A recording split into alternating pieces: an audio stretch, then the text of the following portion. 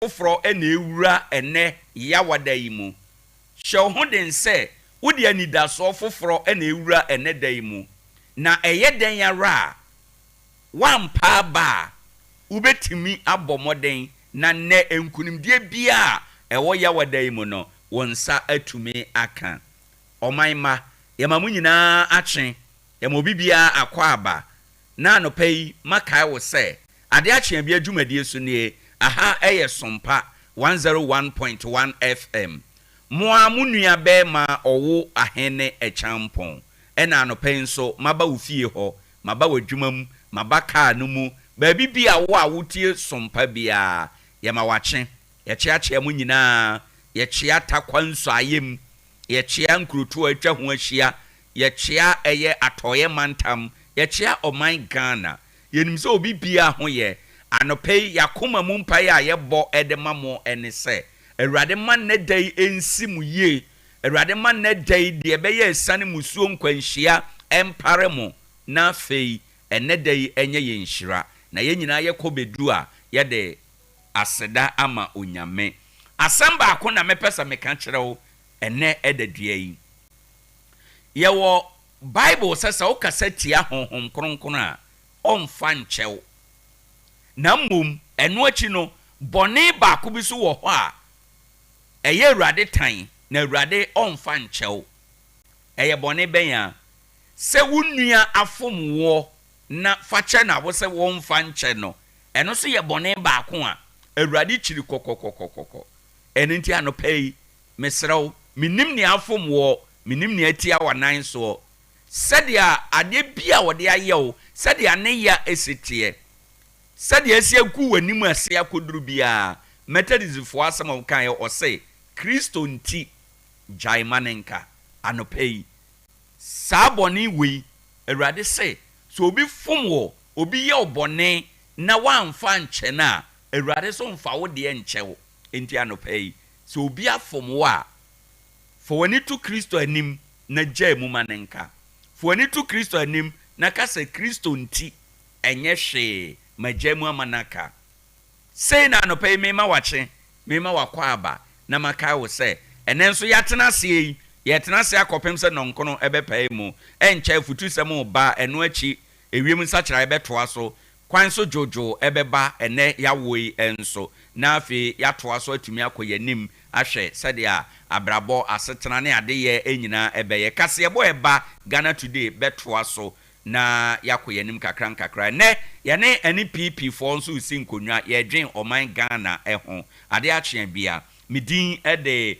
OWOAHENE ACHEAMPONG yemfa sedama 21st clinic wo mo ne kita yemu a yade anopai dwumadie no ebro ba bibia wo a wote yenka bia koswa na one ye ne entena kwa wo mo nchen na kwaje wa yaresa 0540 311 311 0540 311 311 na yetume akonkan yemfa yafutusem titia anopai yafutusem no yato din say forgiveness is a must.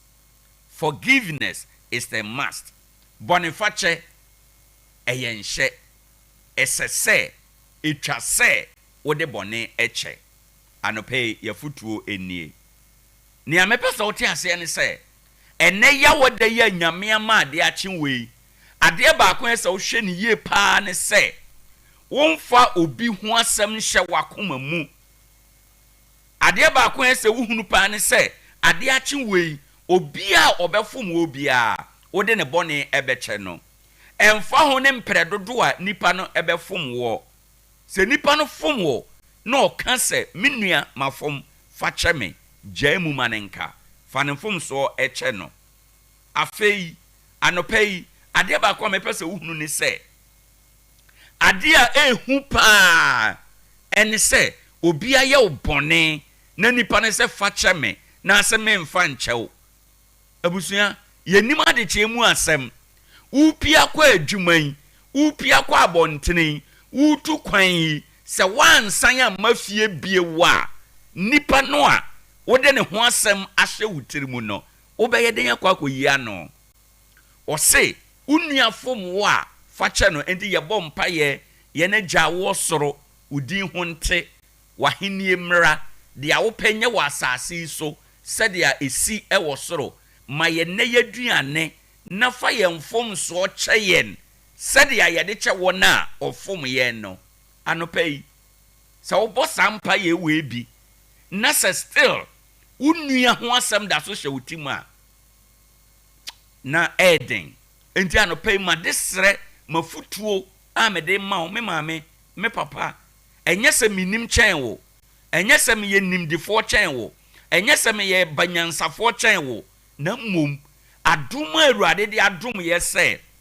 yenso ye bie ya no a ye betimi aka bibi amana to wakoma so no eno na me ye nti anopai me na mafidie so serew me gira nyankopɔ mobrohunu so serew se ene dai so obi afom wa jai manenka fa wunua bone kye no na wunnim ade kyemu asem ebia donhwere wo yanim yi unnim ne ebesi sima ba ko a wo yanim yi unnim ne ebesi ebia na waduru wo hye ano ebia na nedai ubefira asase so na sa wokɔ na wo de obi ho asem hye wutim ne kɔɔye na ye bisa wo se wo ba na nipa asumasi ne ho te san a san na obeka emfo obi ho asem hye wakoma mu emfo obi abone hye wakoma mu nipa na fom wo enye hwe Kristo nti jaimanenka nipa besrew ye beka se wo ye hufo ye beka se wo suro no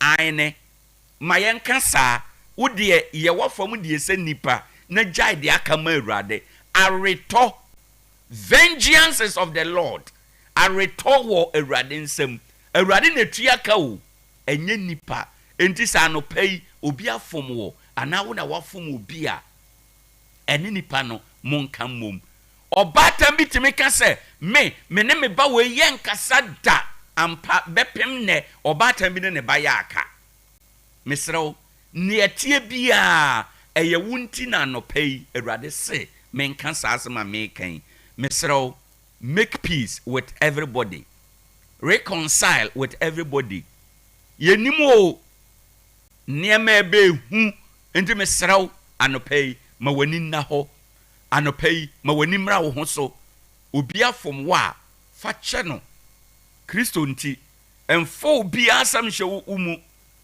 Bible say se wunu afom wo na oba wo nkyɛn emprenso aduosonson kora fa ni nyina kye no jamu manenka wode wo mu a obeya ne se wodi nipa no fom so obekye no ubeyi afiri wakoma mu madika kan kyerɛ se bɔne a awurade ntimi mfa nkyɛw ene se obi aye wo bɔne na wo se wo mfa nkyɛ nipa korɔ se wo wamfa wonua mfom so ankyɛ no a awurade ntumi mfa wo so wo de enkyɛw hwan na onye bɔne da hwan na obi afom no hwan na opesa bosomi onya dansedie ɛtɔ da bi kura wabisade na emaaye ɛtɔ da bi kura ompaye no wonya muaye no efiri sa niema nketenkete wei efiri se onyankopɔn na so asi ɛde ama adebɔnyefo empaebɔ ebia wo mmɔkro no wo mo adwaman wonni awu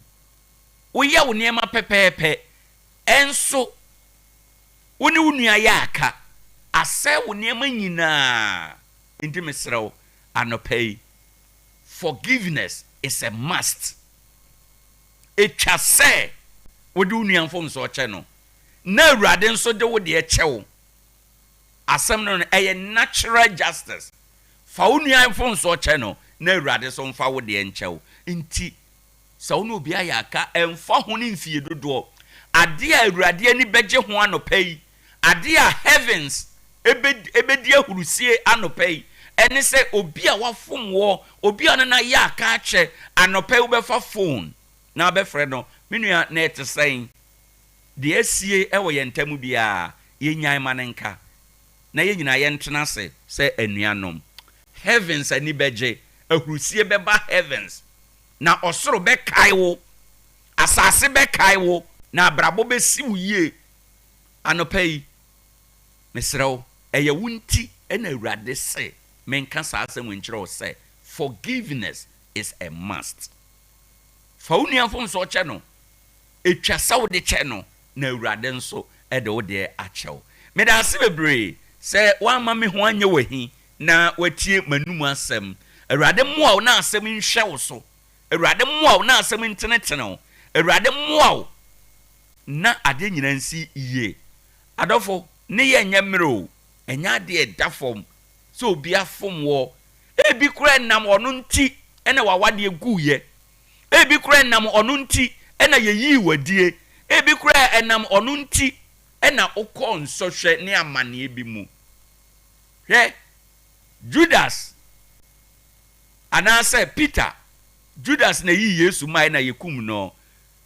Peter nso yekokum Yesu no opaw Yesu se onim no opaw no mprensa Yesu wu sore ye no wankai se wu Peter waya ade amana ye me ya pa me no nenam yeduru ba bi a me ho a kire me no ka kire me se wunni me Yesu ankai no ode che no nti anopai wonso fa wunua enfom so che no fa wukunu enfom so che no fa wo yere enfom so che no fa wo ban enfom so che no eno ene be ma brabo asetena etumi akoyie nyame nhirawo na te ase na onitifo ohuna mane ebeba na ode ne ho ko hinta makane sa mawie no yenhwe sade a anopai ewiemu ebesi aye weather report na yentumi entoaso enko yenim na maka kire se report a yede ma wo nyina no eye only predictions eye forecast yesusu se ne betumi aye ne nta yesusu ni sade a ewiemu di adane no ebetumi adane nsusu ya ye no na sesie ya ye kasei no ye chiachi mu nyina na yaka wo se ene ye weather report mu no wo hwe ye ntamu ha emu nsem edoso ewo akwan hodo bebre mu yemfa ye weather report emra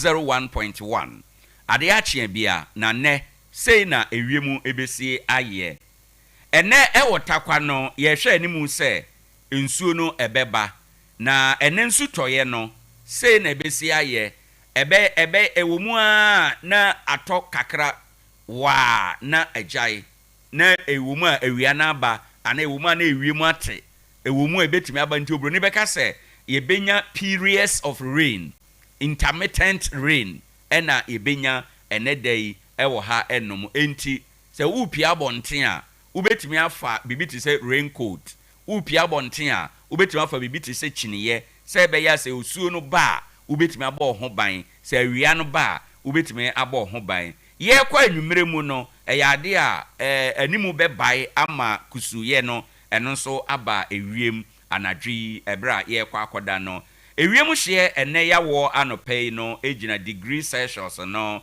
85 anopai na ohwe eye eko anwumere na ebete aba form eye 72 anadwi a ye kwa akoda no ebete aba form 72 last year by this time na eye temperature no ewo soro 89 degrees Celsius na eteba form 77 degrees afi ensu ewo wiem no eye 97% ewo ho enomu enedai awiei na anadwi no ebeye 25% ewo ho enom ewiem kusu ye no emuduro eye 88% awiei anadwi esanse ewiemu beye kusuya no beba enti no eyade se ewiemu average cloud cover no ebeye 100% in the night na kwanya se nsuo beto enedai no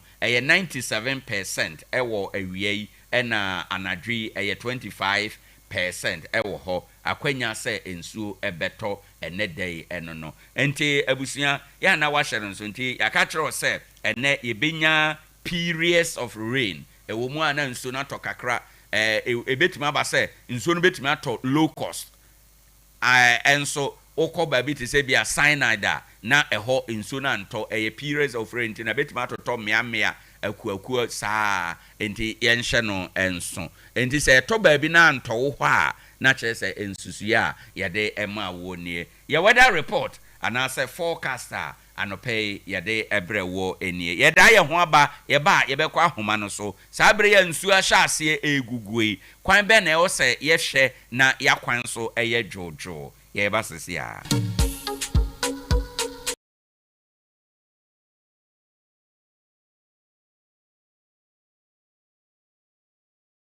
ebusanfo yesan edamu nyina ase yema wakwa aba ade akye abia na ene eye yawada ene eye bosome ensia ne da etoso eye ena enum ade akye abia ye koyanim ewo ha sabre de usuo na yiniti ye nam so a ensuo no eguguo eba enono na kwan be na ebetimi afa so yanante ewo yakwan so a yakwan so be jojo de ama ye nyina ye bo moden se ahoma no tomu a ye bekọ National Road Safety Authority na yakọ akodi nkomo National Road Safety Authority wo takwa office no eno ho asam na meken abilin ewo ahoma no eso yenko na yene no eni enkomo. Abi, good morning. Good morning. Na anope apomu te saying right. Yeda se na nso waye crowd say obekire ye said ayakwan so be jojo ye nyina ye nim se sabre de nsu na hyase a egu nsu na ni aba fom pa edusu tobre se nso a ya na efom etro kakra kwan be na ebefa so ayakwan so be jojo na ye nkote ohaw bia ewo emu. Yeah, me da say me chere telephone okay. Right. I don't know me can say there are some causes and other way factors you over a day a friend senior you over and I'm so not conscious a being human error it been to a weather said yeah okay the no yeah winning season I don't so the sign can say yakwa enso to oka kwemwaka akwan so ye tropa ukutaka wanya careful utimi eteve na we say obi kutaka enipa wo wait waka nim na ofan nam kwan so this speed any say banisa we yes to apply a little break it me that it me o with me to can train a whole lot. Yeah, the best friend is we should minimize our speed. That is, in Mikaya call quiet on. Yes, so that over speed, and we at this time.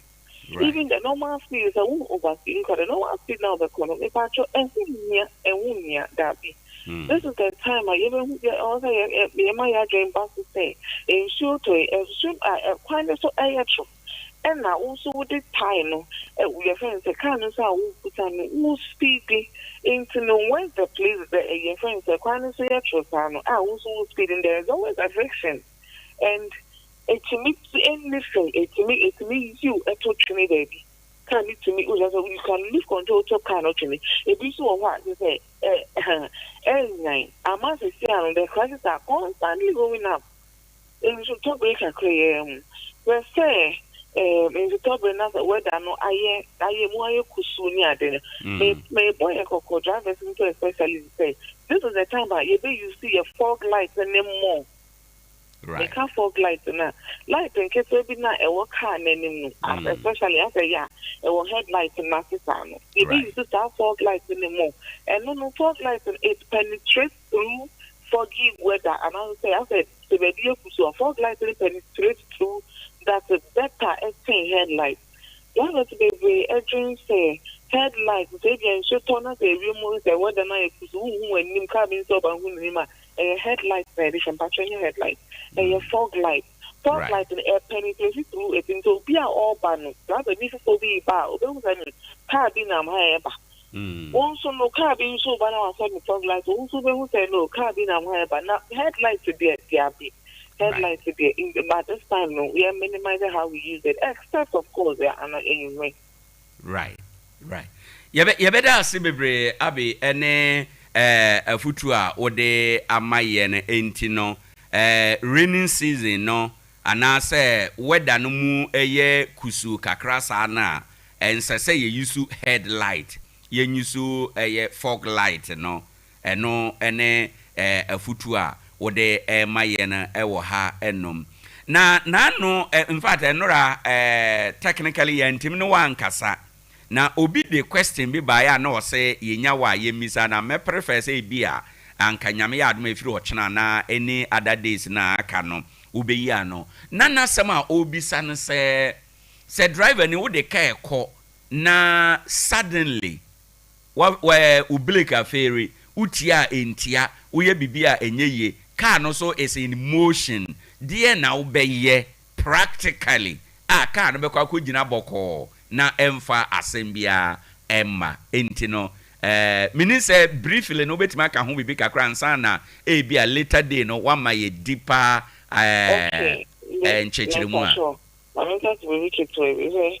Okay, more than constant base would see us when you say, why you have done all things in a year, you will be getting from a handbrake ever can. Then the time your handbrake and who you have power. And yes, a plaque of over 3 handbrake no dabby. We have a old train. Kaka old tree now they from with their cup from old pig and now they are from kaka. Then after look, it controls the car. Kwa handbrake idea. The plena ye bunny say ye as I said that one so fast baby sir. But it goes a long way to help. In the piano, I don't watch that. You better watch them. Medase. Nyamenshira bebre anope na oma ene ude no eso emram faso pi emfama. Amen. Right. Ebusanfo ene awti ye Abilene oba eye takwanso ayemu a ono ena oye penny kwancherefo a ohwe kwanso Jojo National Road Safety Authority officer ewo eye takwanso ayemu no ono na oda no anope watuyemfo ose nsutobri efomo etro nti a driver for yento ye boase mirika no emu apart from mirika tuo no nso ose sutobri nti no ade ebechen wo behwe na ebo no asi unhunu wanim ende o kosa no a ewose oso fog light no menso headlight no driver for munim light enketenkete na ebobo light kese no ase no eno na ewose moso eno nso ye de awode amayen nti anope yeda no ase ne de awode amayen na yenka wo se enche yebekwa akofa nonsia kasebo every sister station SOMPA 106.5 FM Accra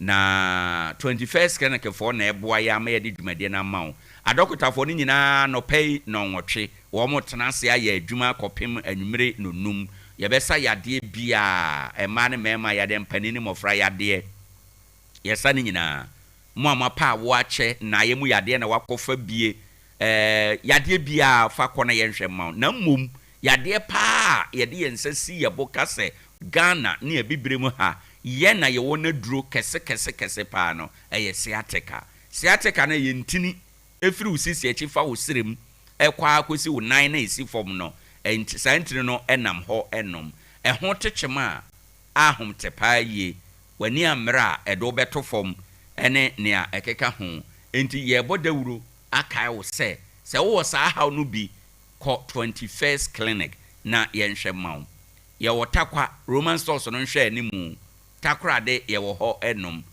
ena okọ baabi te se oboase ye wo ho ye okumase ehwa overseas ho eno baabi asompa FM wo no ehwa ape Tantra Hill runabout no so Accra ye wo ho enoma ye wo sunyaye eye sunyane ahinkuro ye wo hospital no hwe animu brekuma mango ase ye ben Chris FM techiman GN Bank dan dada no mu sunyan kwan so enkranza Children's Park in Chenho eye Presby Bank no hwe animu ena ye wo debi su dwabo so kasoa ye wo hanyina enti misraw se yade bia da kwankura anopay free call center 0540311311 0540311311 na wafre ene wo mu atu anamon a ede mpuntuo ebebrew ama asetena akonkan na abanyatua common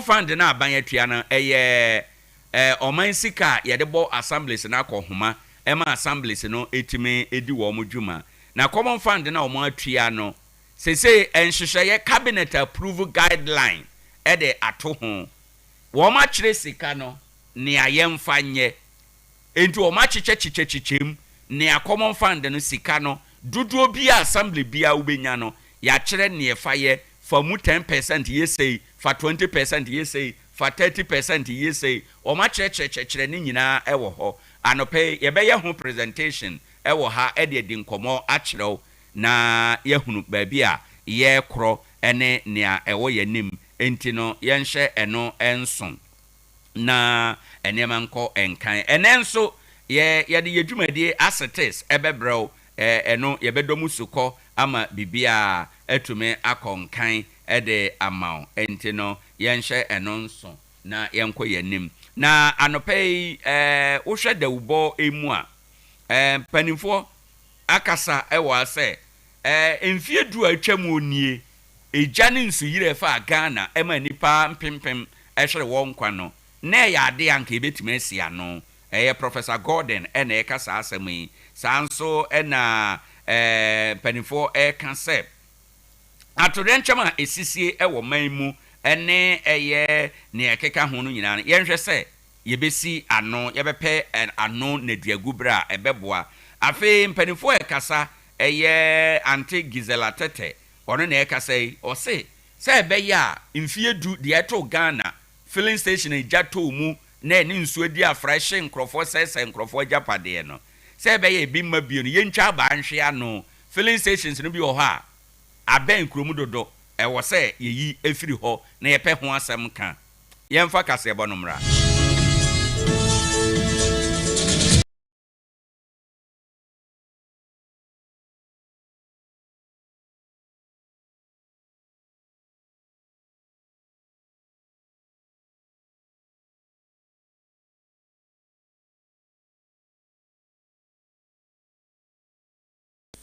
Ghana de semama ye no nsiano abo ewo sompa 106.5 FM enkran ADEA AKYE na nana koyojesi company limited aso ya senese anopai ensam hodo ahwiegu yi ya yensa nkyerofo ate ho pentenkwa yemmo ne nyina no medenani emfa mamose no nsian bremu kase yebo ewo sompa na efiri sompa 106.5 FM enkran ya ento na fe emfa santemantemu ahenkuro kumase Sompa 93.1 Hwanda Braka enokro na ayiko 100.9 enso eme ayiko ewa santema mu eno achi no Sompa 101.1 takwa wonma so 101.1 ede ma wonma wonsayem ene na afa nyina afi takra de Sompa 103.3 sabre kro na Sompa 101.3 so age ewo doma manim asase paso to ede apete amakodi voafo anya somfa so na fe Sompa 106.1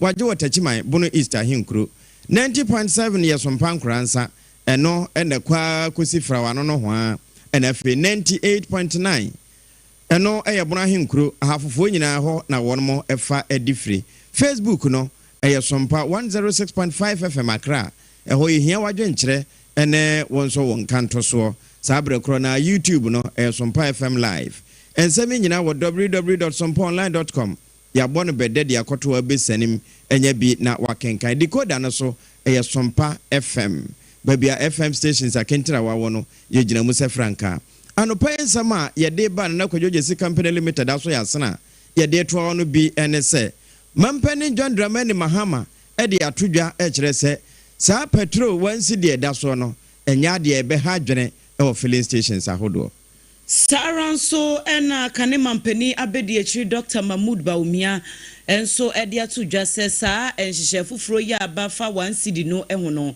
eye emfuturo na NDC fo ato agu Ghana fo ani Ankafo Nursing Training College principal odano NDC mabunu busi yenyi no bone Ben Wayo ye de honsam oba aprosifo ye wofra mantem wo mo ensa ka botobi ya wo mo ekire se Ghana ye cedi ebi 1 cedi ne coins ena ye muma sada ena pani bi nso de atoso se IGF ahodo no ebetimi agina ye pa na mansini nya bi de atu ho mpon a ahensem mpanimfo mo wani nkɔ ho omanfo ye wakowu from plains ene ne mpotemu ene wo mu echibu se bambo ho nsam no akwakwa ye bibia wo ho no mo enti mpanimfo nhye no wo mo enye ho ntotoye ye bekwa amono ne na ensam hodo ka ho ena anopai na Kojojesi Company Limited aso ya sene se yemfa kase no ensom wakenkamfo no triple A mine ejapia apam dada anopai miniminu yaba Ajua Asare menkwansa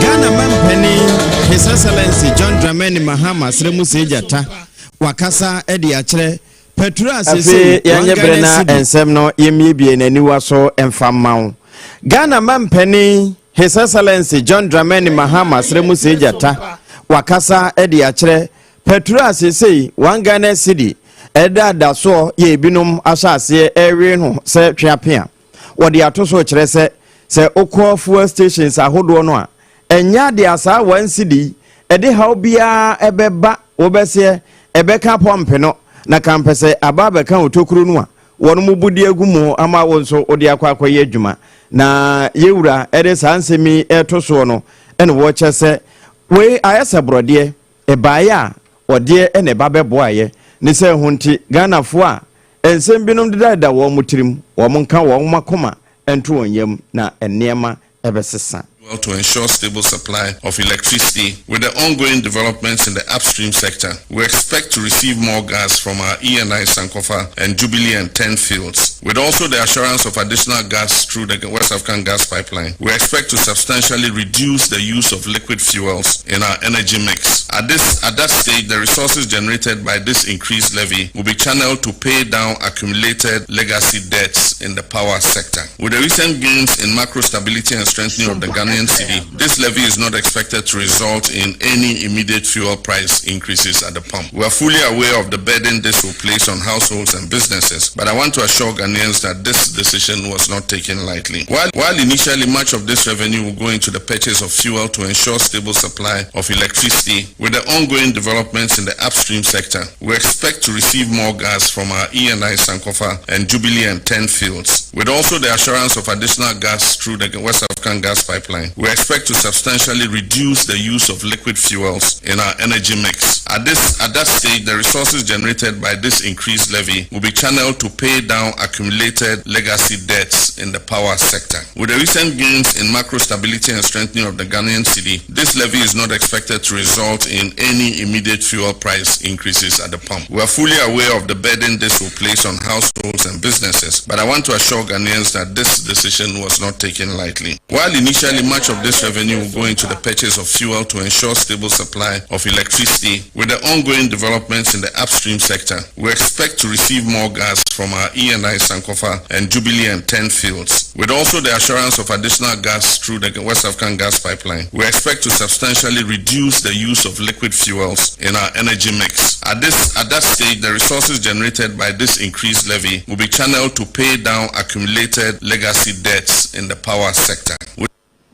Mampeni John Dramani Mahama ena ate se wakasa kyerɛ saa one Ghana city a wɔn mu de ato petrol so sɛ wokɔ akubu a ɛka hodo a ɛba betua ɛna afei sɛ de esi hu ne nsunsuanso wɔ kyerɛ sɛ ɛnya de a ɛbɛtumi ate ɛbɔtɔ nti yɛnka yɛ komantoe yɛm wei no ɛyɛ bra na economic dialogue committee no wɔn mu de wɔn report kɔma no wɔ Jubilee House ɛna nsɛm nyinaa wɔboro so kyerɛ nsɛnkyerɛfo. Wasa ensem kronwa emu kane mampeni abedi akyire Dr. Mahmoud Baumia en wɔkyerɛ mu ɛsɛ National Democratic Congress NDC amanyɔkuo ne wɔn aban enya de ɛsɛ wɔn ne Ghana fo adi ne yie kura sɛ wɔn de ɛto foforo aba wɔsi ne nti a wɔkasa ne sɛ wabrɛ a wɔn no wɔn te aban mu no wɔn kɔfa e-levy ɛto kuro yɛ bi ba yɛsɛ nke betimi aboa na womanfo ede aso man ne sikasamento toye asenso NDC fo kro ya na kasa yese e-levy nya de beboa e wo kwan bia so nti wo mo de na nko bu nimisa ban yi ba yeto de Kenya de a wo mo de bibi foforo bi etisa ebeba nso ene Ghana fo e na wo mo de foforo aba betwa wo mu etiri so yi enti wo sesesi a wo mo ahye da yese na wo ma yi e-levy na firi ho ene wo mo de we ya ba wo mo kire se eyedum so levy ya wo se eno no enya de a ebeboa kra wode nsem we nyina etudwa na eyabra wode ne thank you to no ekopie mu ewo Cape Coast mfimfin mantam ne kasaye mu en wo say 2024 yekoto aba no ndc4 ye campaign etia nema bi etise nti ene wanwa pa so o mabai wo mode eto foforo aba NDC4 omutwa bebre every day obie hu ejira omutwa enra najo semba nyina mo omodidum so levy aba so first no mo si e-levy na yedi aba omobeyi e-levy no omobeyi ene omodidum so levy aba it is 8 times the e-levy omonsusu anye o ene uto 1 liter of petrol 1 cedi no obetua uto 1000 cedis of petrol obetua 83 cedis 83 cedis as tax e-levy no send obi 1000 momwa obetua 10 cedis Omu ene betua 4,000 obetua 83 cedis for fuel. We nimunyina more beba. By the time yebedu 2028 Ghana nyina behu se omutwa ntro bebre. Mimi gidi se omubeka nkyere se yensa ambabio embafa abai no ensiesie Ghana. Wei aye Dr. Mahmoud Baumia kane mampani abedi akyire ena yete ne nkan na ye free honom ne de ani kyeremu ewa prosifo akache na framantamu prosifo en wo mo de enkrata apiedwa ya enkrata no wo mo ebo amane se enano June ni da na etoso miensa ena wo mu kohunu se 4 transit bus yi ebie allo disika pa ya enye asem kuma ya fertilizer bottle makoma ko beye aduosia nwotwe 68 na sika nko na ye mu sika no so a eye 1 Ghana cedi oh my Ghana sika no papers no red no bi ena afa coins ye di mfonyiri no agu ye Facebook page no eso obetimi enya bi na wahye wo mu echemu se coins ni sa 11 cedi wo mu kan ye no na eye 1,021,700 Ghana cedis edo so ye pa ya enye asem kuma sa for transit bus no na enam kwan so a ekukuma se ewo asante mantemu na shenkani anu wote ehyen no emu eye Edward Ansa ye kasai aprosifo ensa sonimu ya womo etutututu na no na nkyeremu a wono ede ba ye ne se owura bi ya wo kuma so wona contact ne se won fa sa sika no enwu hyen no mu emfambre no na de wode koye de bepem ne empenifo enhyeda ehunu ye enti no womo kyeremu ese suspect no ewo prosifo akache eye Edward Ansa ya oboa amanhwehwemu mapa atimi akoso wonsa saa ensemi ye hu no mahunu se owura no sika no kra hin wodi free edien wodi koye ya wotimi esesa sika dududu a enti se na nye sika bia so sequence any 11 cd red wasesa ni nyina agu ehyen no manko wo mode ekukumase enti aprosifo se wo mani di nsem no achi ehwehwemu foforo bi ebefiri ho no mabanso wo mode ba beto abonten ama manfo nyina ehunu wei eyensebtrofo enkratase a DSP Felix Danku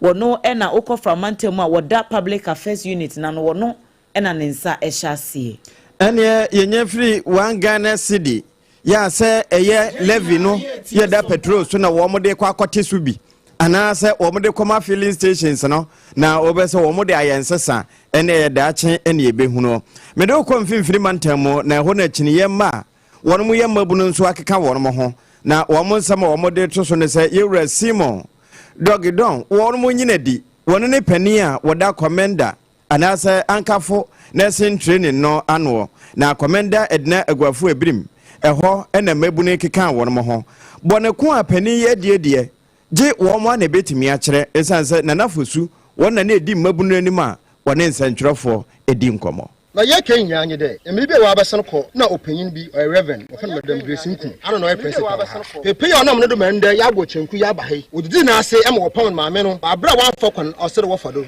na wo pam no wo za no be sha ne MPP fo wo za no wo be sha na ne na wo de be sha na ne no mo kodu wo school ha de no o yenye the old kan a kodu wo school ha enye de ansa na nimpa bebre bi nya akwanya wa be school ha de no what you bribe oya 4,000 Ghana cedis a pepe ya oya principal em se Simon de godon ano ne so sha ase mo to di biem abana sa owa ha fiti mbe a wa basin ko nyinara pepe we si adana patara bien a onye na bushafo wotre do a ya bana so afa eko oye the new school no ho na oya bana asaso asoso we si store wa tonton bi odam MPP fo so we si store ewe ho oye better a school for what do se prego ku no be fima na odam kitchen for the wonku a na wa belo yes NDC mbebu na ye wo constituency mu je hwe emon say je hwe ma obi mba no mba be say no ntum no nko eno na nafosu ana wodi mabunu nanim se wonmunyi ankafo nursing training college principal ewura Simon de Gedon emfiri na kwanwa so na ewie no wasande ba beto so se kwan ofa so kura di ne djuma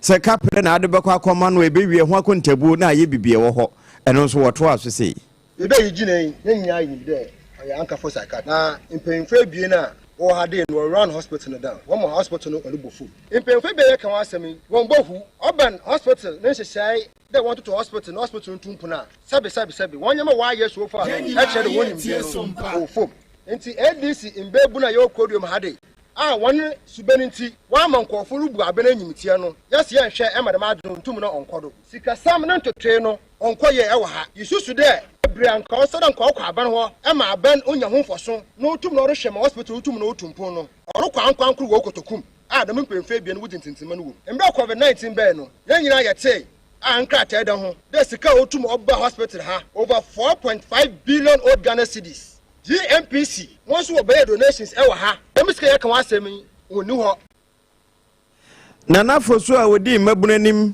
na wonomo eyo ye kira se yewura Simon de Gedon wonomo nyi no ena no wo kire se Dr.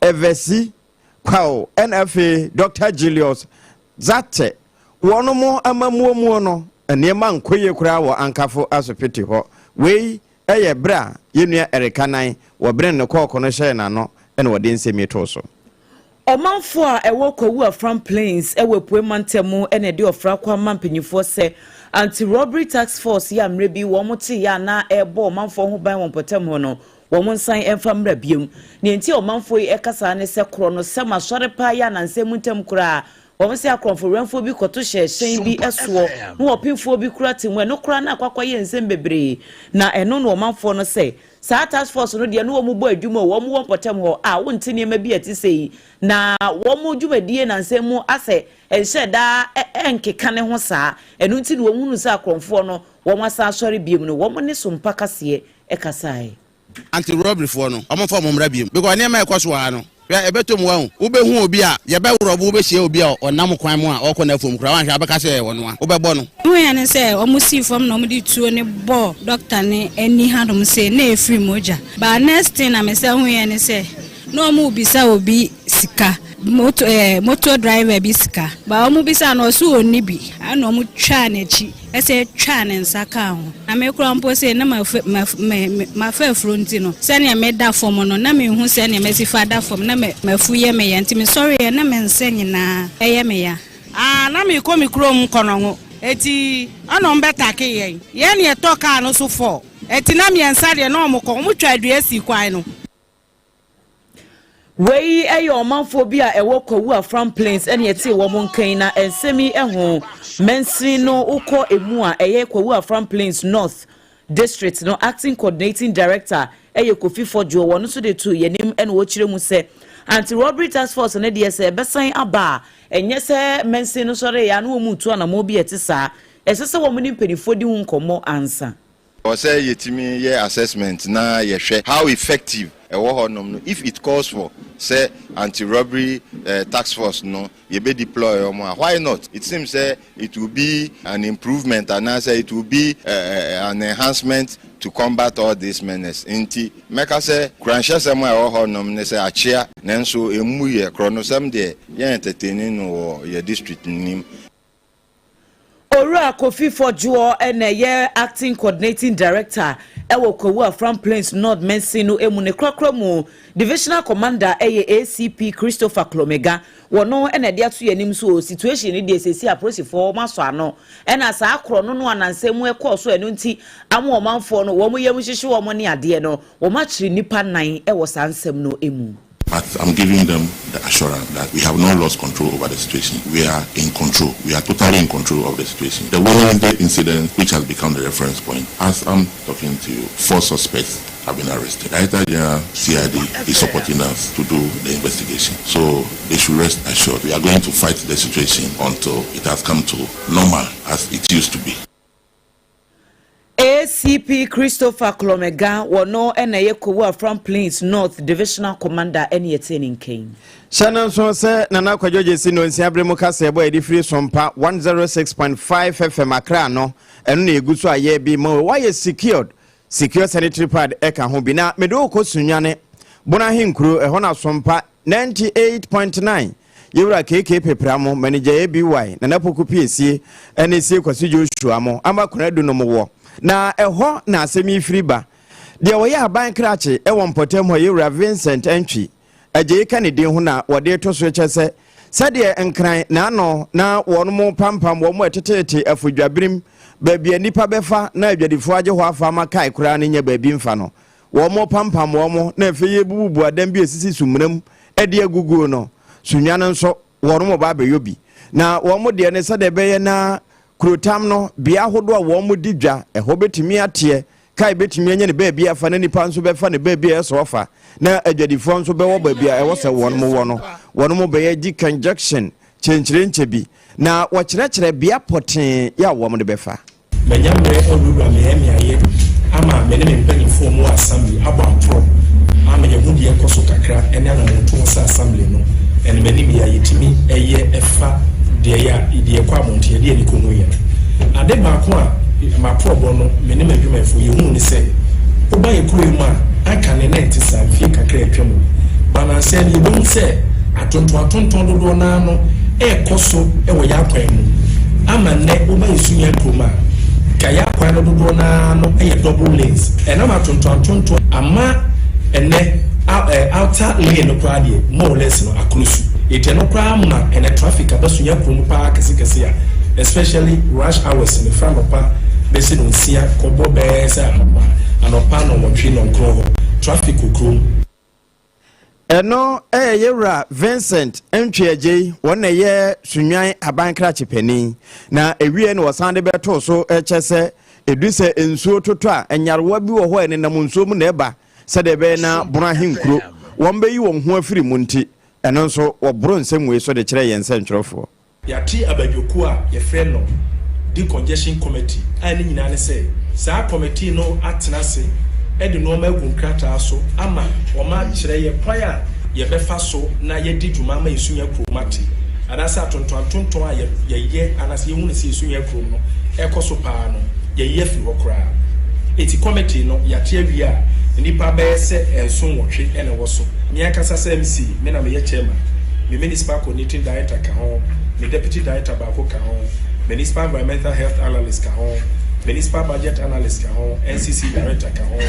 ena revenue superintendent yewra Ntweaje Vincent sunwane abankrache pani wono ene kire di conjunction exercise ade kye ebekoso no wo mo committee a wono mate ne botanti a wono mo yesa anopai na Kwajoje si company limited say wo hia danse hu niema emfa baabia brana kache say yenkran tantra hele ho anane nkurabata bia wonim wo man mu wono ena de ade hya ase de ade kowie sika bia ekura wo oben no a wonseka ya no wahye no nso eno achi ema no ewo wo nkyɛn a eboa pa wo ma ya huhuru ni awo na wo nso ade a wani gye ho so wonya ntwa abranko a secure sanitary pad ene ebe mo ho sampa sen wo do no emu edu ene ntipe bi ma no na nema ensesa na efie nso enyo eno no ema wo mo live secure or heavy flow kra etimi kuta ne ye na adanda nema so aye ne jela ma biribia waye wese na fe wabɔ wono magyapade no nso ho ban wada o manti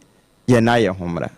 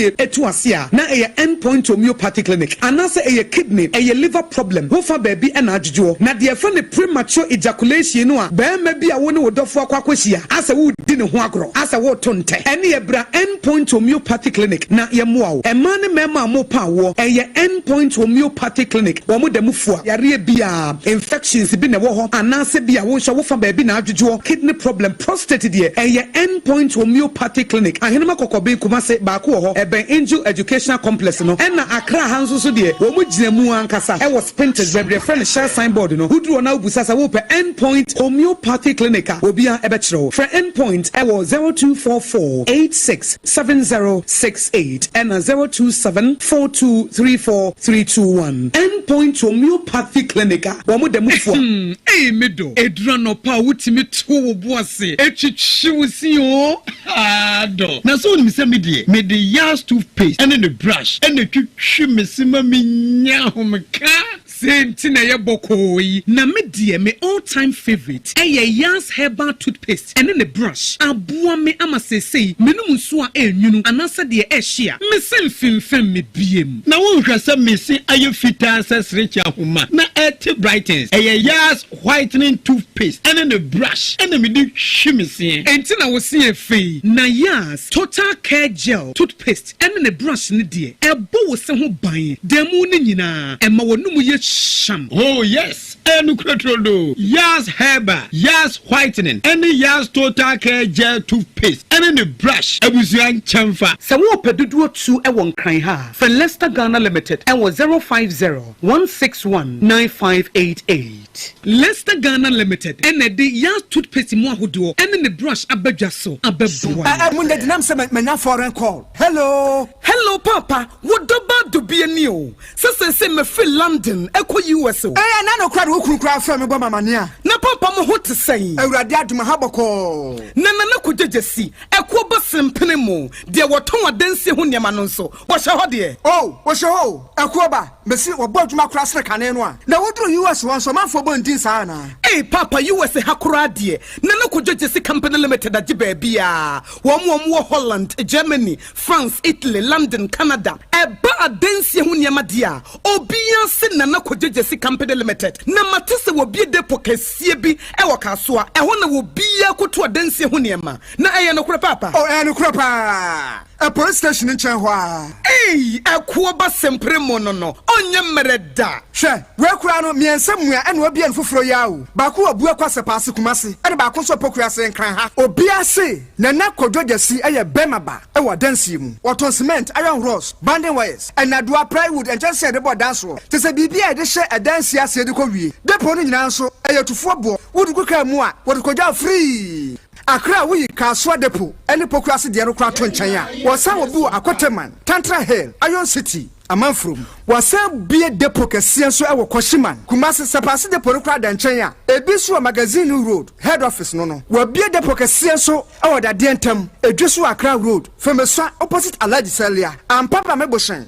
Tanoso Breman and Amanfrum. Numbers of man for the fray 0244 313 752 and 0244 41 93 Nana Kujesi Company Limited. Hey, a Kuabas in Primono. 21st Clinic, yes, Sciatica expert. Sciatica no, when nurse never to us and if I was slim, never on Nasia, Bessia, Siahono. Say, won't teach him and not any friend sciatica. Now, it's me boo or to us say, Cow say, Dre, with slim, would you be a enye? Nanona 21st Clinic by Juma Power Muyintia Basubo Majin Wagana ha enya monone enya sem ketua wo muji international awards ahodo muji local awards ahodo na anu nso na wo mu bie the only sciatica research and treatment center in Africa bibrim hano ebi ni baabi a gi 21st clinic nkwa wo mu de bibiduro ene besa yare no masa de machine aka ho eya yare sabia yare bia wutimi de ko ne mama ade ba ko a wo magidi wo mu pa no eye sciatica ena stroke nso de kwa diabetes ne hypertension ni ade Ghana ha baabi a wo mu ho enkran ha sese ye wo Tantra Hill runabout. So ufi enkran eba. Ye wo wonsani faso. Ufra masaman so na eba nso a wonsa bonkum so. Eho na wo behu ye. Fre 0540 311 311 0540 311 311. That's a 21st clinic. Still, wo mo ye sciatica expert.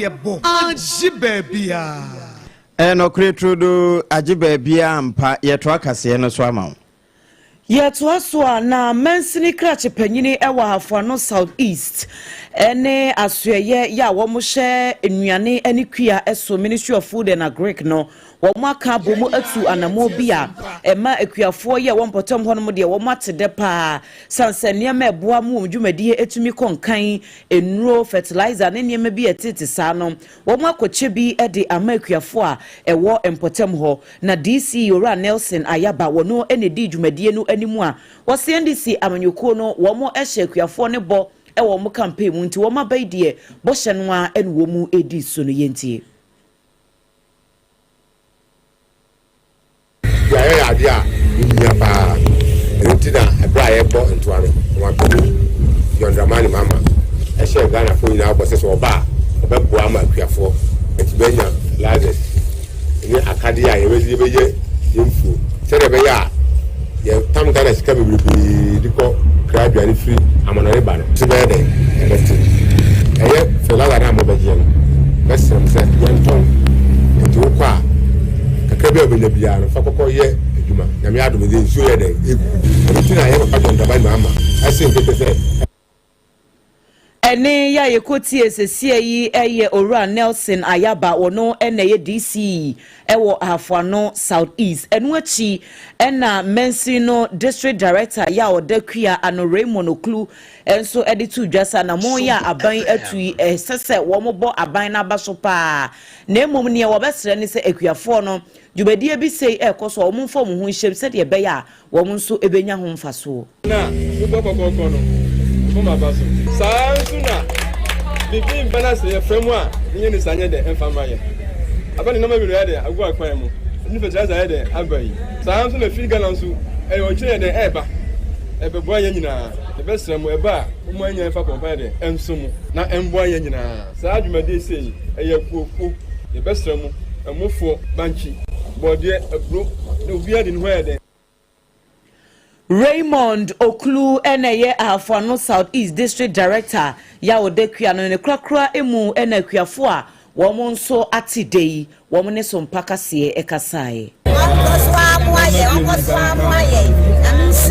ya dia ya teina ne anyini se betumi abasum plemple enso se si ya dia ya dia ni abehunu fertilizer ne guwa ya becha ma ekuafo ente ya da abaya se se wa manan ya fertilizer ne nko a enyeku adwuma na aba no enula ahodo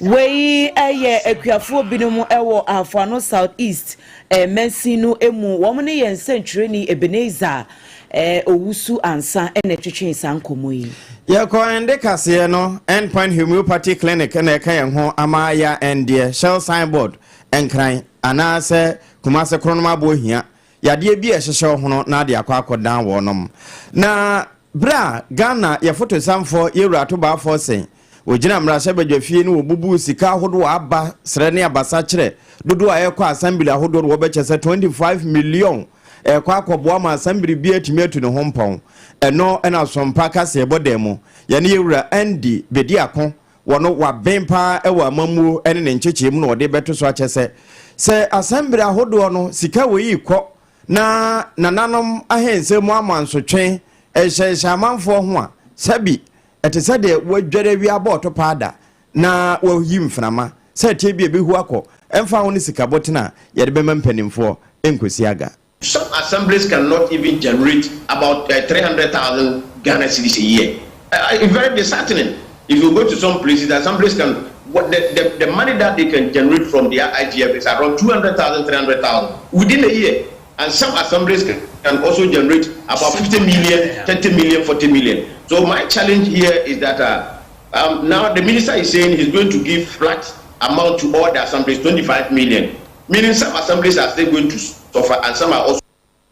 Eno ye randi bedi akọ we local government expert wano ene ne sompaka se ebodemu edi nkomo yi. Yanko obi man so Jonathan Joss sinitwani ya okwa America eman no emudia wagye ne din yie pa na sini ya wotwa ye ya dodo no a edi animu no ma ne be hete ye no John Redcorn ena afei nso King of the Hill enye no nko Parks and Creation enso eka ho na ye kasa de owura no ato nanom ewo ensiedo wabra atuotutuo bi ekoso ewo San Antonio ya eno ewo Texas no wodi mfishia no aduonumu enkron 59 years na wono ankasa ne hokani ya wone no etie ne bo amane de to nsentwofo anim se eye no kre Tristan Kendi Gonzalez wono ene de to dwase ne kunu no wato ananom ewo ensiedo na enkrata ya prosifo ye wo San Antonio ho ede baaye no wo mu echire mu se wo mu susu se eye awudisem ene koso enti wo mu de hihye egu akwam se de be ya wo mu tusa anamo no wombetimi achire wo monti ye kasa ide owura Jonathan Joss ya wo yesini twani ewo empotem ho no wodaya wansore ebi afi no waso wafidie ensama hodo a enano pe ye de to ano bi enese mampene John Dramani Mahama de atoso chese wanga na sidia okwa kobu petrol edaso no enya dia ebetimi aha adwen amantumu bi aba Saranso ena Dr. Mahmoud Baumia ede ensema huduo bi etu dwafa ho se NDC fo wo matwa Ghana fontro local government expert bi de atoso chese emfa ho ne sika de bekwa koma assembly fo no se nanoma hensem eda so twetwere dodo na aboa enkosi aga Omanfo ewokowu from plains ese anti-robbery task force emre bi na ye adwuma ewo mpotem ho no omonsan emfamra yede na ase ema secure sanitary pad ne ye chose na kojoje si no nsiabre mu kase ebo adanse ho ne mapa wono ene kan ye hwi endpoint homeopathy clinic was am free say ye junso twamu yade awodie mu de brebo ene emosa mu a entire ho de nyina wono ene timete na wotene te afoforo eka ho ena no pay ya bebe nsem no ema wo wakenkamfo ne triple A mine ajapia pam dada menimenu aba Ajoa asare na yesori akwai mu afidie no enkoso na ha yedane ye hutew na afi Ghana today de obonkrata hodo a aba adwaman so yedie mu nkomo abrem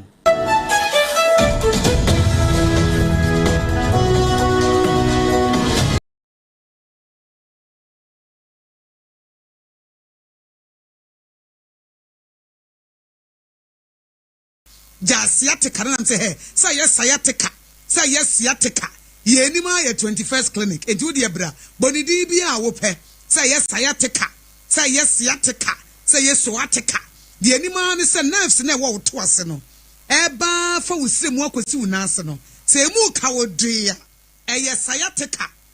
sciatica na omu ye commandant researchers expert originators architects a omu ye hu adwuma pa no 21st clinic woni ti pen eti bomodea ne bra na momfamra obi wa waka obi otrasia wasimintimi nsore obi nso sore no onam ana wachia eti we de asiatica de esese wo ma ho ye ha papa na ubetu ase so ati ase ade no de adwuma no nim ya na anim ye o obi anim se 21st clinic woni adwuma no ye woni he obi a obeka se otimi asiatica no o ye fake obi a hey, hospital be a catch us or no, and a yes, sciatica expert, me a cosia guabuaje, may catch us or you fake.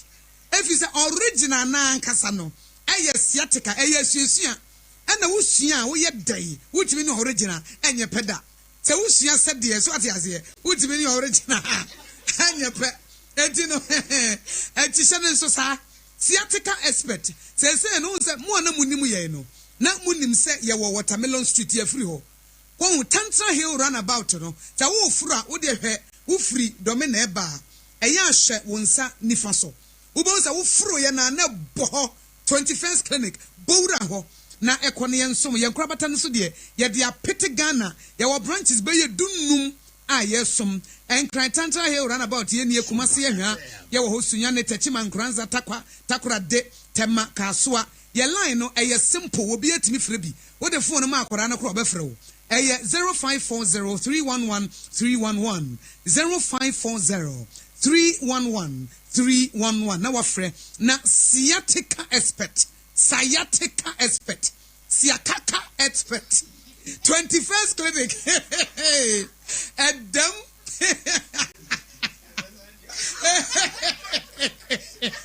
Anyway, a sciatica. A sciatica. Mami call it 3 times. A sciatica. A sciatica. A sciatica expert. 21st clinic. 21st clinic. How many times did I call you? 21st clinic.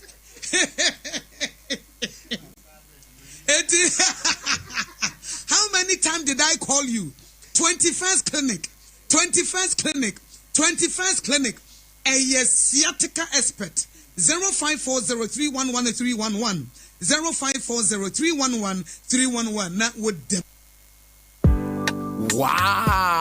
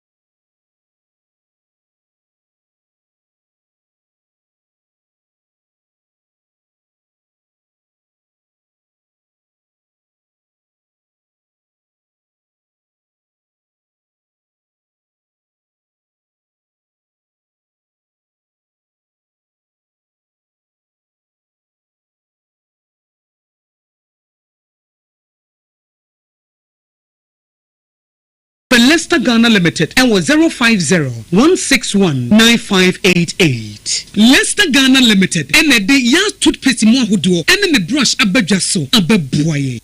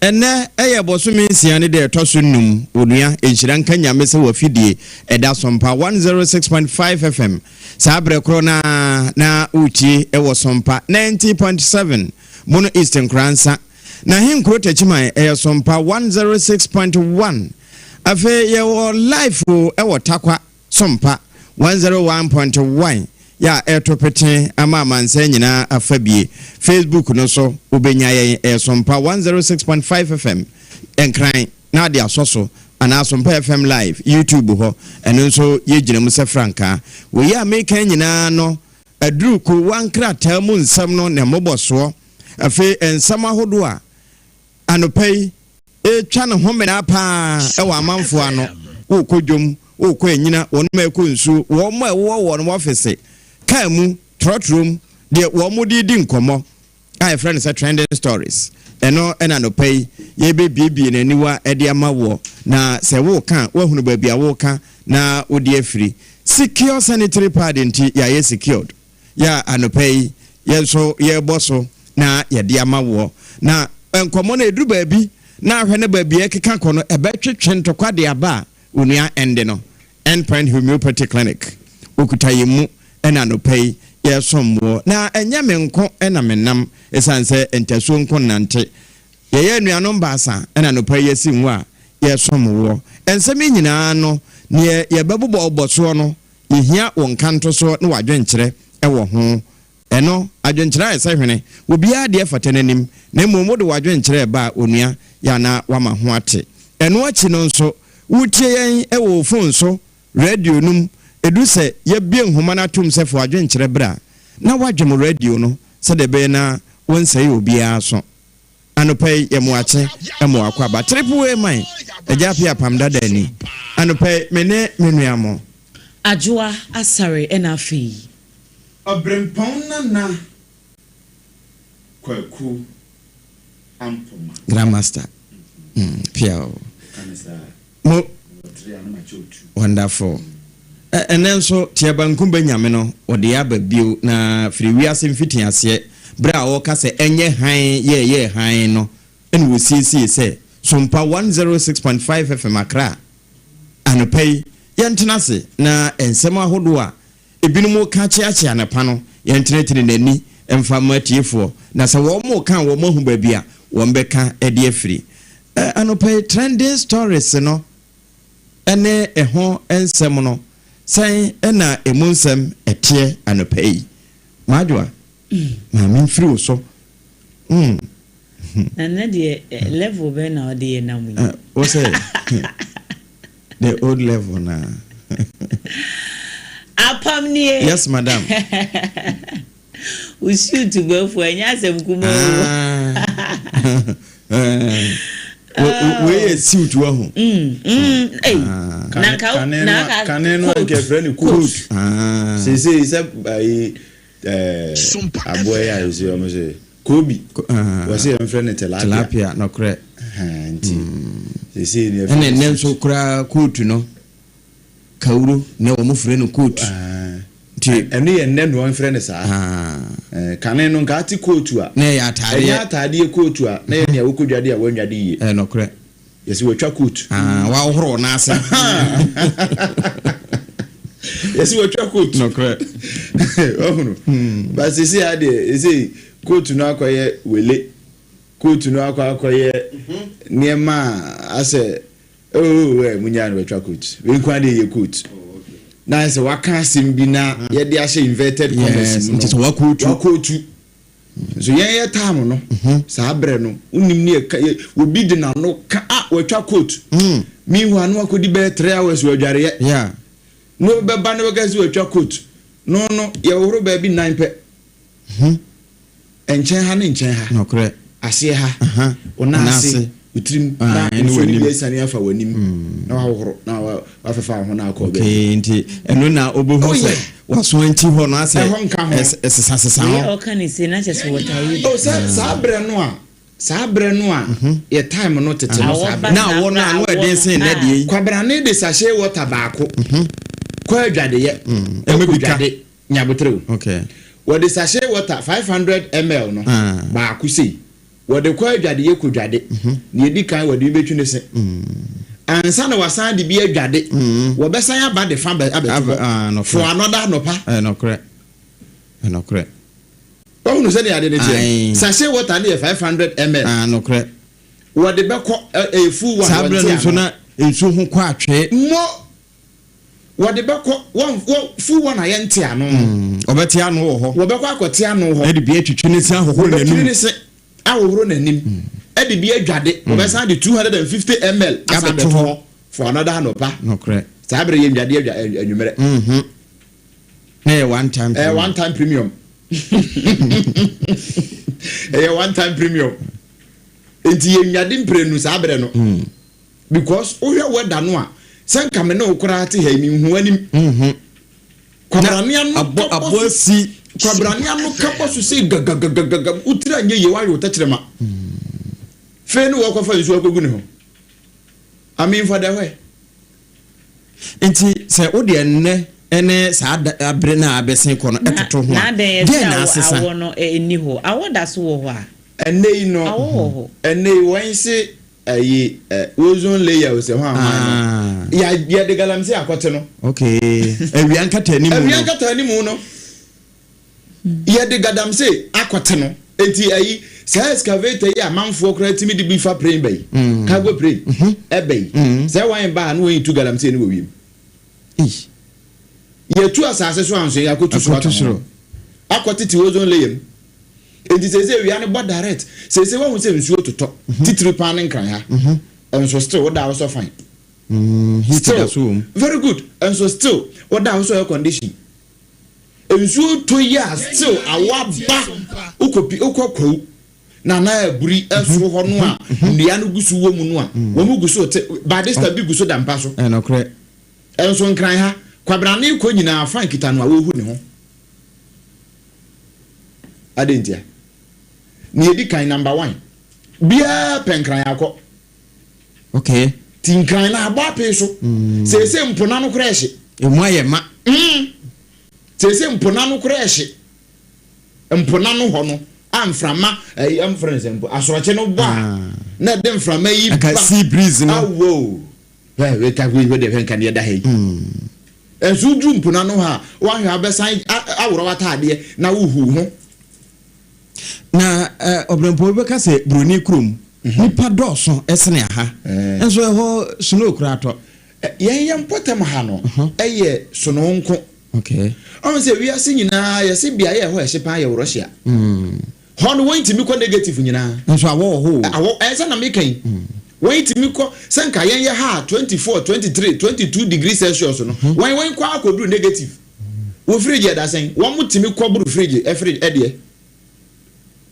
enti wọ́n winter coat no ya wọ́n hye no bi wo ha na heat wom okay na no na keep you warm hona snow no eto a etimi chite se yesi dan yesi ho na ye te se ngini sie etimi bue obi dan so mo o pake o ka beko na wunhunu hey kan tete no a na wozon le ya na nte ye no na so asukotwe ato ena asukotwe ato a sukotwe ato na yesi ye news sanse wo mo indomie foi wo mo hu bida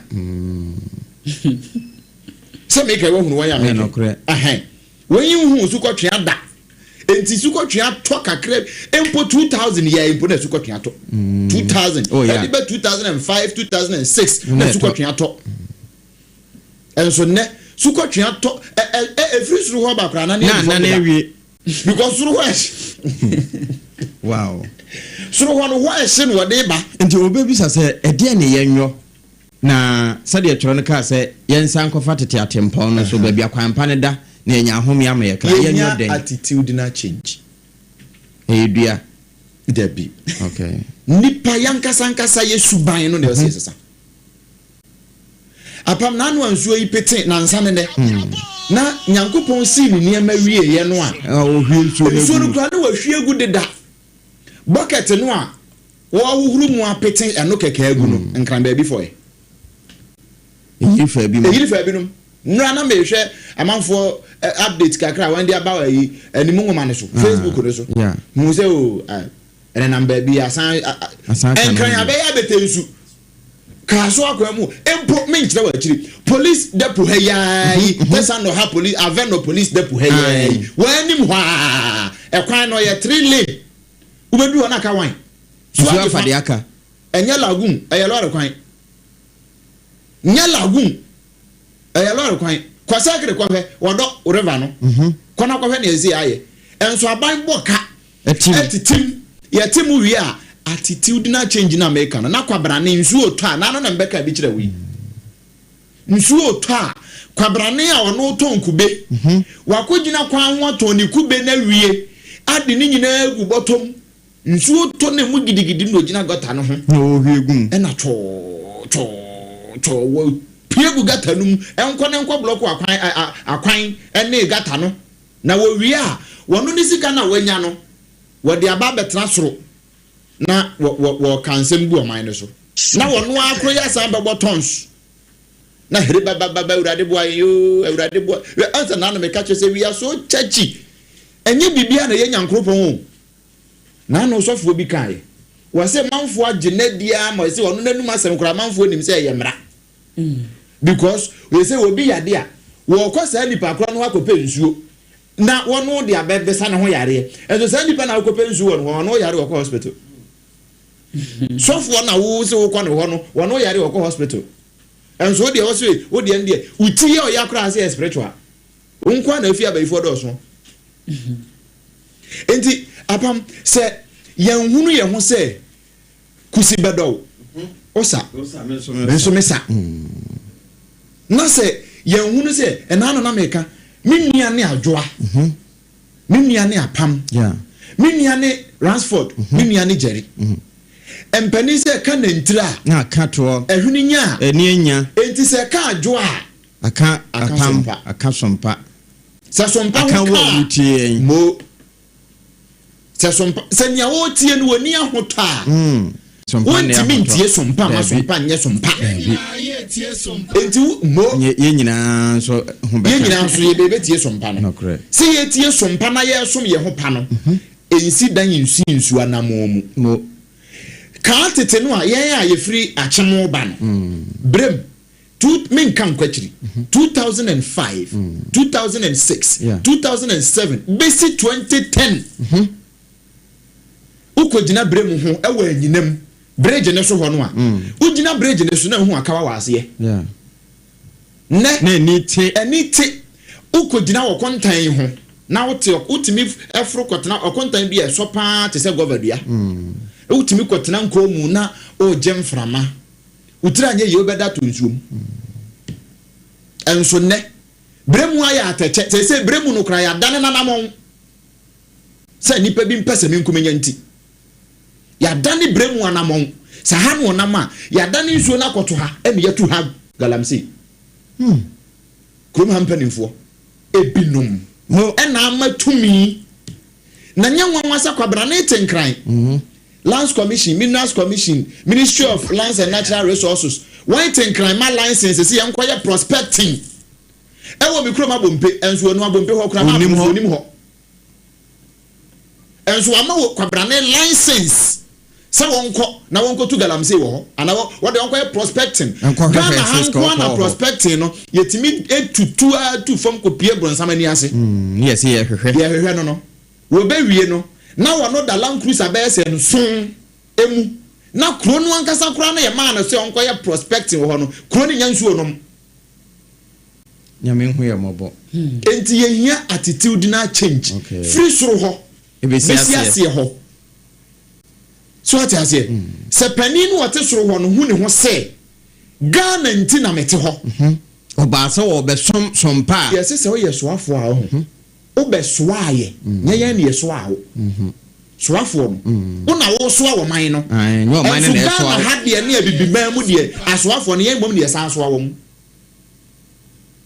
ye problem e wo Ghana eni Africa eni enti wote soro a ne wo no pe ni wo yo good ne beboa wo no ne wo mo ben no eni wo ne power fa na adwuma mu wo be so na ni nko a nemu nyeni ode be yaso Ghana fo ani e de hia no nti enye nwanwa se ye be ye yi ya ye fra ne chance honorable beba isan so no ne de na bro bia sika ni buni botom kwabrane show attitude na change no kwabrane ekwan ya nyina ya fa so e de kofie kwabrane se wo to ne bedin asemka to wasi no wasi kwan no ba bia wo be fa mfa no Sunday ne de e wa hapa ba bia wo apam ba bia wo be fa no mfa no ho until se obeto ne ba ne din ama ho na ba ya tate akra wo ma firi ho akọ no wasi kwan no opa tu fa wi mfa no ho ni nyina mu no assembly no ho pani bi te ho ene wa ma de sa atu menu nti wakwaje signboard wa besi ho road blocked mfa no ho enti pani no no ma license se kona kotu galam se sa pani no se sabio sebe manoda sumina so mbraduasa wotimi dwuni kwa o kan sabi dodo si ade die kire ba na no o da bia no nya den sa ba kwa ya no penti mfanti pimfo moto o se dwuni hwe kan se wo dwuni hwe kan a ko be hunu se sabio me PSA no Hubert na kwa me ampama brempon wo nyam beduru ba bia obrempon kwa kutie enti yanwene wono ne ho kane ana me last born ajenkwa mezaya wono wonya nru ba bia yi yanwene wono ne ho kane sanse wo mo ba na yenye to sachet water any bottle water wono ba beto dey first no nka me kasa me se achenkwa na me numbrim na me sabombo ene achenkwa na onu ndem me bottle water ne Ghana water for nsuo ya wo mo daadaa no e de maye kwa ya fiafie mu no aya ateche nti waye bre ya nhwe ye ye di ka wo ne ye say in the next 5 to 10 years ya be transfer and so still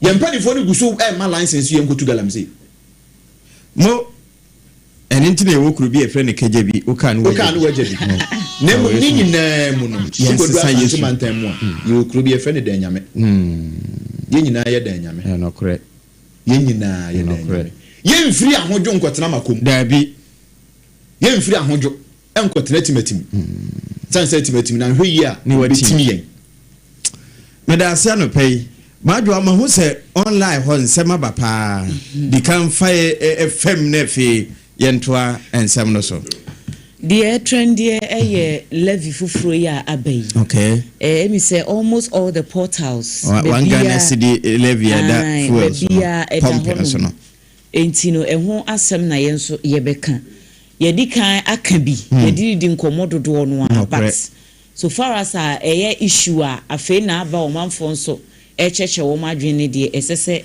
yedi ehun komo ehia pa na omampani se wote ase sesesi omani mu ayedin omanfo expect new tax bia na so se necessary na chese ehia na unse enura ye ne kopek mpanifo di nkomo no ne ebisa wo se minister na ekokasa no wakase we na nya de directly no ebe affect Ghana fu butum na enura mpanifo so chie mu se wansi de entimi ntokoko to physical ba se so no manfo bi entiase because etwo de se eba so far as you operational ne sikatro okay yes madam asim we amena no me kokan ya minyase anze hon wo bi sheda kutwa hono nko from Facebook etwo de ye na me oh sikato asem ne ye consider bi so far as awanya katwo ne de na ya woda ye mpese be di yawo ti esre homo mo em ni yawo yeah it's mampani chese necessary for sa intervention no sisi ase ne be ya wo betimi dia so niema dodo no ano but already no kra matetetete say driver for no obeni abre pa enye easy edro any GPR2 papa ne kasa driver for na no petrol so tete ya ka say wo monte so ana wo so monte so na kwaye bibie wo ho a ye bo mo ansana wo mo better transport fares no eso no matesem komo bi kokko so wo se animanim ya sempedifo anhwe no wo mo antoto niema yie na wo mo ampe alternative bi a na che say increment bi ebitimi asan aba enti no se si ane de akwakoye ensempi na o se taxes ya de bia ehia mo ma bia mpuntu na emum no sede obefa so aye no ne maye mu eho enkomo ebekoso ansa na ebi approval bia bane ade eno na ya no manfo pese wo ye involved because ye wo agencies and industry players are wo no na ete de ekoso na se na eban so directly no wo na enya so so enti se wo tu na mo bi ete sa na se consultations bi ankoso a ya na industry players na che se hadwene enti anya bia bia kra nka be because omo chem say 1 cedi on every liter there that's a lot too much liter back no gallon me hinu no e say gallon be liter 4.5 liters and 1 gallon. Oh, okay. First nanka 5 liters. I say 1 gallon ya size na so. Some crass say 5 kilos and 5 kilos. 4.5. If you buy 4.25. Yeah, bottle kakra na mfana maka mo. Inti they say open 1 gallon 4.5 liters. Okay. Inti say if 1 liter bia no 1 cedi. What 1 gallon ubetu ya 450 pesos. Oh, okay. Enti liter bia wubu no attract 1 Ghana. What you see? Obebu gallon miensa ene ho de no aka kan bo. Ntu de fa na say 4 cedis 1 gallon. 13 point something. Ene edisadra for so mbeto so yi. Na no amebe. Dry near my phone kai wo cause bu 90 liters. You do filling station because bu 90 liters. It is 90 liters na so atua 90 Ghana. So 1 liter bia 1 cedi. 90 cedis. Wo mo ebunu so na be hu kon be fa so mbetete no. Why no say no apam ye must education we. Enya nia wo bunu na eti wo. Say one day ba eze be kwada pump no so senka 1 liter no na ye 13 cedis a. Say we be kwa 1 liter 14 cedis. Okay. Omo de aka ho. Bam. Into 1 liter enya 13 cedis bi 1 liter be 14 cedis. Enti unya to awuka to 1 liter ube to 14 cedis. Sa 14 cedis no wono age sa 14 cedis na wie. Okọ distributing companies ne ho no wo kwa akoto a. Sa won tank no wan de tom. Sa no so mo to no ye calculate ne sa. Ne no so ye de agusu sa enti ono ansa na e ba be yifu o ne de ama no watu aka ho. Wow. Baby, enti no yanka se wawie 1 liter na afi san fa 1 cedi bra. Na ne awogire oje adwuma na aban be daaje. Na mampanin dada be de akire adaji Mahmood Bawumia okura Frank Adema osona. Odi nkugo na no 2024 ya. We be ka se wo pacho se wadi nkugo na mum. Ba still order say to aba edit ya no no. Say thank you to. Wo se bra wo mudi levy bae no. Ne chini yema no ewie ho pa chese koto bekuma sikato nti wombo mbe yefri ho na wombo yefri ho akofa dwumso levy e de aba na ohwe omo explanation ni bi omo de aka ho to the D levy no one say anka 100 cedis bia na utua 1 cedi e levy yes ne boy den ne yes ne boy den ba say 13 cedis bia betua 1 cedi 30 every 13 cedis. Someone later near 30. We need Robin Peter to pay Paul and Philip Wana. Say I'm sending Emmanuel brother. Wow. Paul, Philip and Emmanuel. Serious. Say and I like about me class say Dumso levy 8 times E levy. Say first no who send you 1,000 Ghana and now send this card yet was no the number 10 cedis ne kakra. But say see a so 10 liters crowd to 10 cedis. What you are no abra 10 cedis ne 1,000 10 liters no. Does it ma nanso obrempon wa ya ma yeye no na ye wa na wa. Oh yes. Amaya hudo ya ide ye ho toto won tro me de ntia London mantena ho no eto beku sika tro no eto beku me de bi ma ne fie na me hwede ye beka me ho a da me se me we London na ko Spain yeah honso sa to sa mo was almost the anya to ankete wonderful to akese pa enti se no nso bopa ho semana do no a afrefo bitim de wo madwem pa ba na mom the overseer da obokrata ma memfa no mfiri wase wo de chema wuntumi na ho nsema ba beto no wo chese wuntumi ni edi no wo maso ne panchi se galamsey case and a fraud enti wo mo de 200,000 Ghana cedis and ato de tiriso anopay Thomas Andy Owusu nimfuni ene dahai small scale money wo more tops ewo Ghana gold export mu gold boss you na ekan se de nka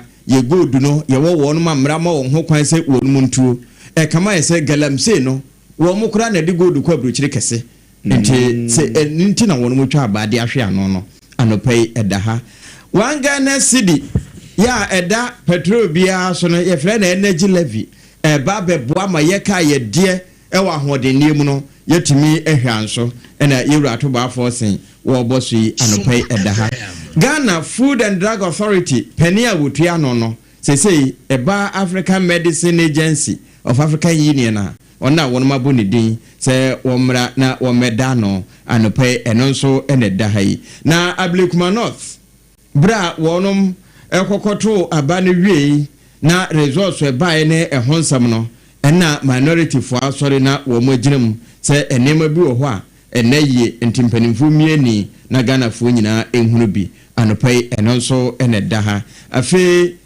National Entrepreneurship nepefo CEO na wononso akasai na wonum a June 3rd atrenchema esiye wonum ho kan ya enura wote se mobro wa asem so na woba pa joyce ne kunu firi mu bie ewo go filling station ewo cycle ho woba betena so na no wo hot bite so enura mpa echi yeah no so wo mo betena ase ya no wo mo kire se de ka se ye de be ma wo mo kra ma oh eno na nefsi wo nso wodi bibi ama wo no mi anopay de overseer day break wa breaki se na nya day na nya break de day break de kakraba na editorial semufu adwempo ya wode aba day break mu no eno ane nkoma na ye bo na hayi galamsey ekunyi wo busa se enti ene da so bi wo ho e de ma galamsey ekunyi ana ene ye nyini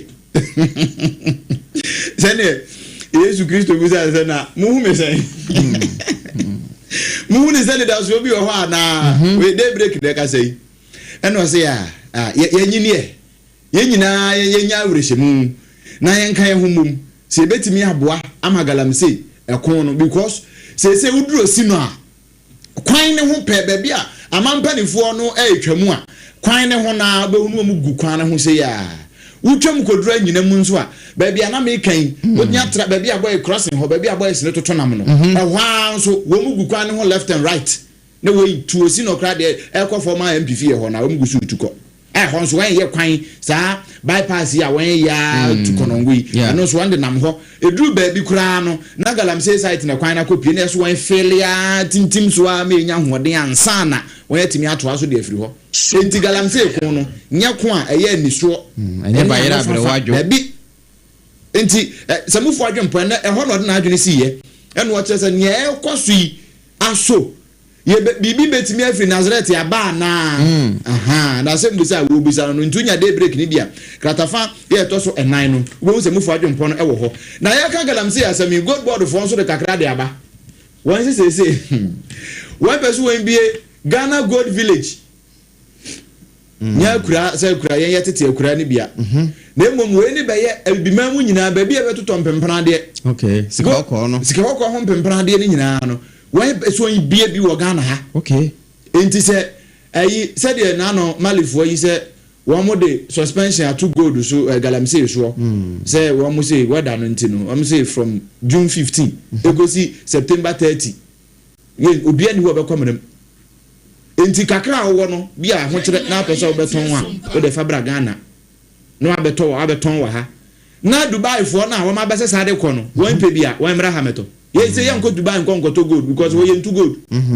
Dubai fo ni galamsey asase dabi wo yentu gold wo nso yetu wi a ye ha na yetu no ne asan de akoma ho ne ye firi asan koto de aba ha attitude na change na America no it say Ghana Gold Board for say one person will be a Ghana Gold Village ewo bibi mamu ha nyina yetimi aba betuto gold ni aton ye de hu dwa ewo Ghana ha say na energy levy say so am sister yanka na levy say energy levy energy levy and then run na ye na wo boyi mrashe bedwem kobrani ko hu ntinti was afenye market was it energy it's capital E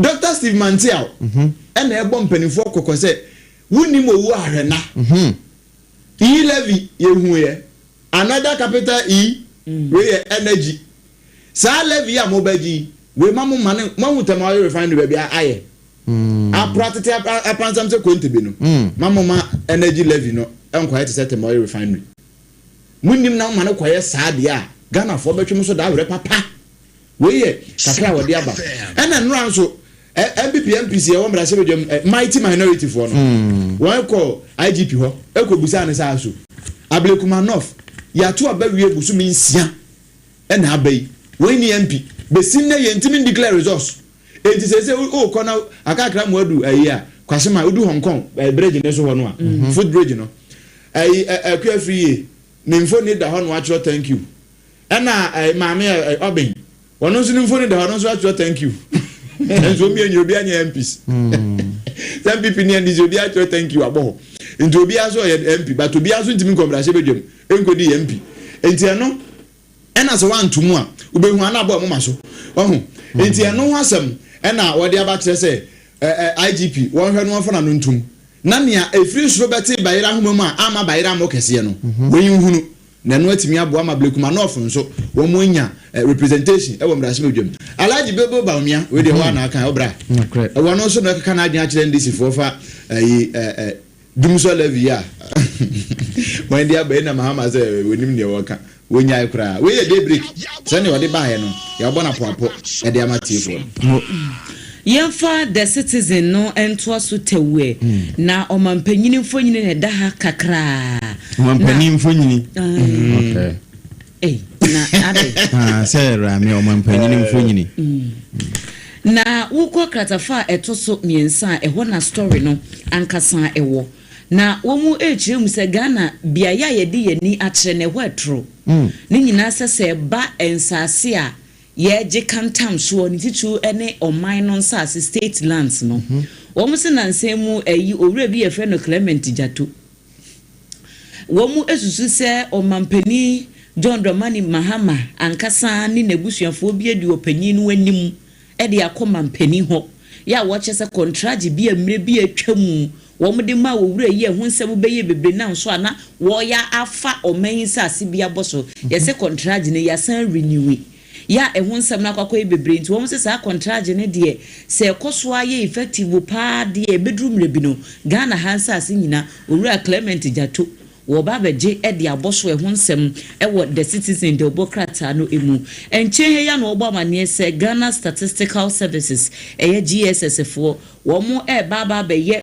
dwumadie surunku bia eye data collection exercise nationwide na se Ghana ha nyina emi se bre na bra no wo mo ye ne ehun oman nipa dodo a ewo mu o emu adan ene ehun ne ema nyina enti wo mo di program bia bakra no a wo ma hyase emo man for training edi ehia sa exercise no krata edi ehun nsem ba galamse ehun asem a ye di hu nkomoyi ati wa west DC ene task force wo ho no maka wo mutia bom ya wo makochiri nipa be yedu ya wo mutu efo magudi enfamra kwan so ehun nsem e wo kratafa etoso enson na me di way sorry so e wo the citizen emu a wuko asante mantemu a entosi hema ya ohonum eye race course market no emu eye na akoma wono na ebo kokoyi wose na nsemu ntemu Kevin Taylor ya wuko social media so opanyini na no ya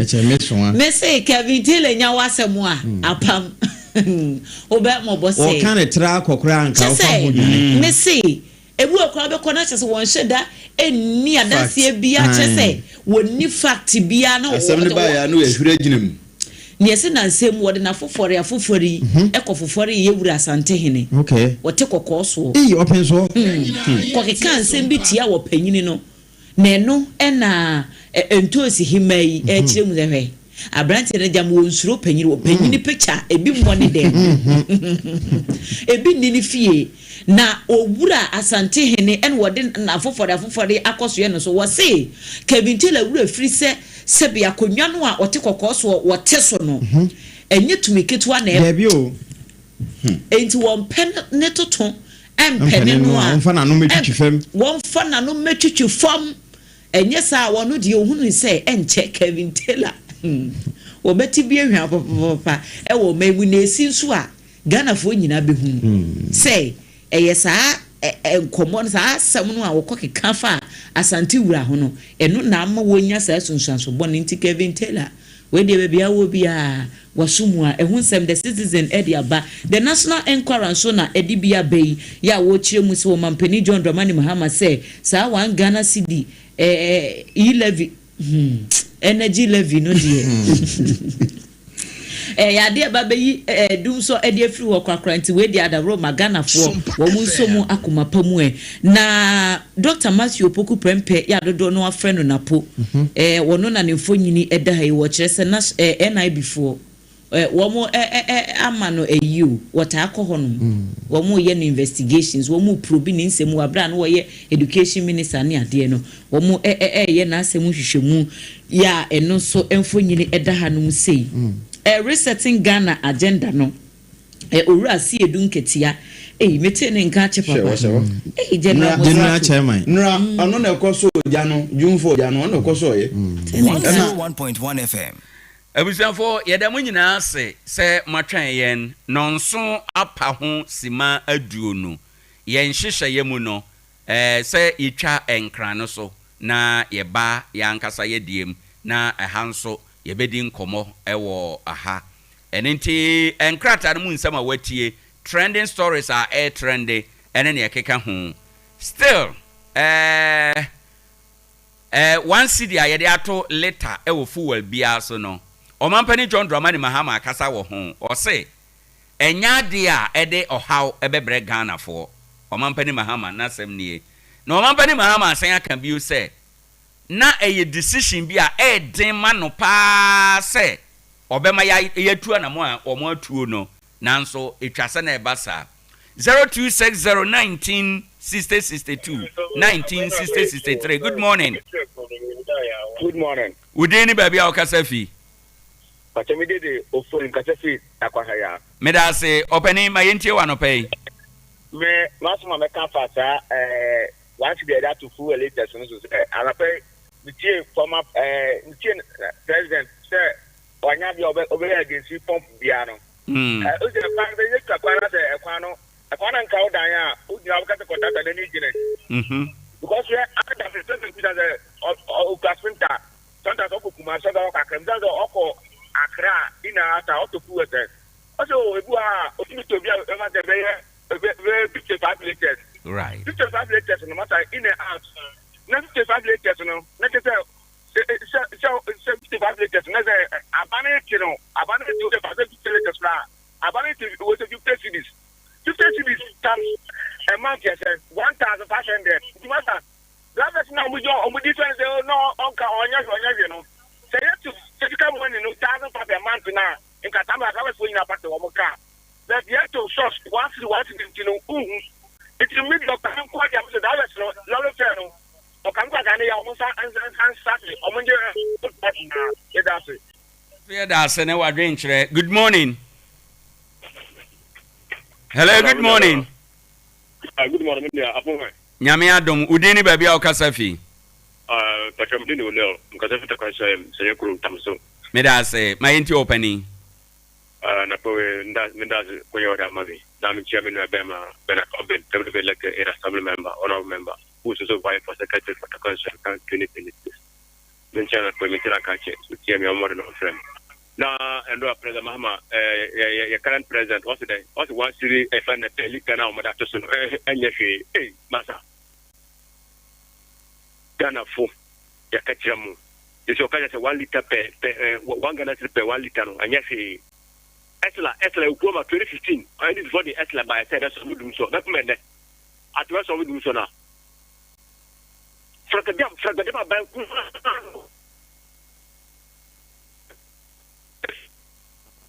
that's what catching on can say. But once it's a lot.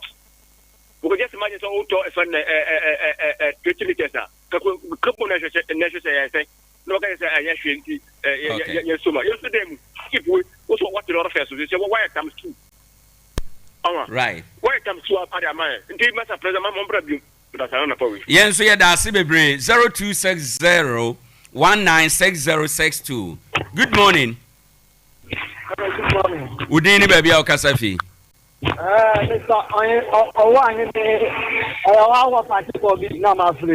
that's say. Open my into one no pay. Yo, I know say my family that my family kind am the make you. But the come starting from 1 cedi per liter. Man, say you buy okay, yes, money no. In any ajo for about we dey catch on the one consumption radio. Me remember new government hospital good, you know. Opening the trap can come and send up to the Juma. Meaning how I am familiar to this constituency, whether you know the areas well another yanker. In the opener, okay, the car an anchor free. You will be about for Naka of Hanobby. Now, immediately road do. So see your critical. If you are still painful, it may be a matter my card. Young experience, not experiment. Walk for the brand. You need the man go to go one man or that a cash. What's it? Come on, fan. I'm a conscience. Yeah. I don't know. You are fine. You know, I am finding hospital in Hong I'm my day. Now, Manisha, honorable and this baby, incoming organizer for MPP. Yeah, that's say. Good morning. Good morning. Udini baby au kasafi.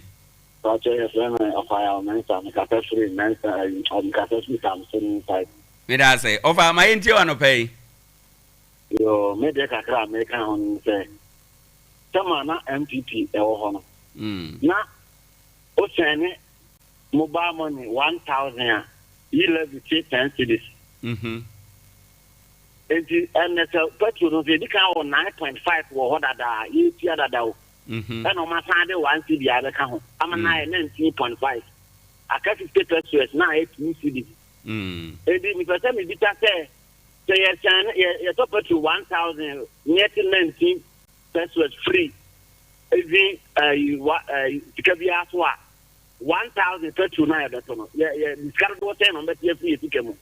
According to me, just here, I claim this year, 84 cedis.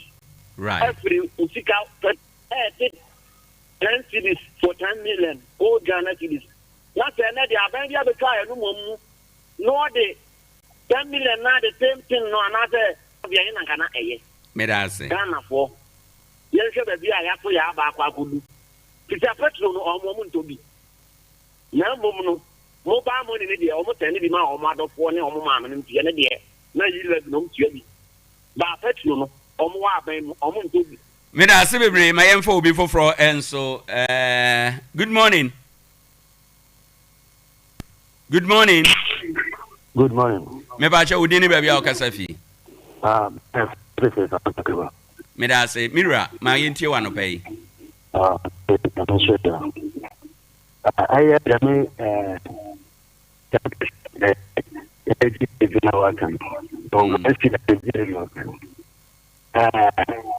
I stopped at a son at them. He said that he didn't even know the venom, but I'm the youth was bad. He said, because I was so I was what's it for? It's a echo. It's the 1 cedi, 1 cedi not to put. What is very like here and what to do something so like in the Ghana. Well, a cast he said, them like it. Yes, you want to be market, we sell a blog. You have to say, this cannot be a yeah, I see my brain on so the out there about good morning. Hello, good morning.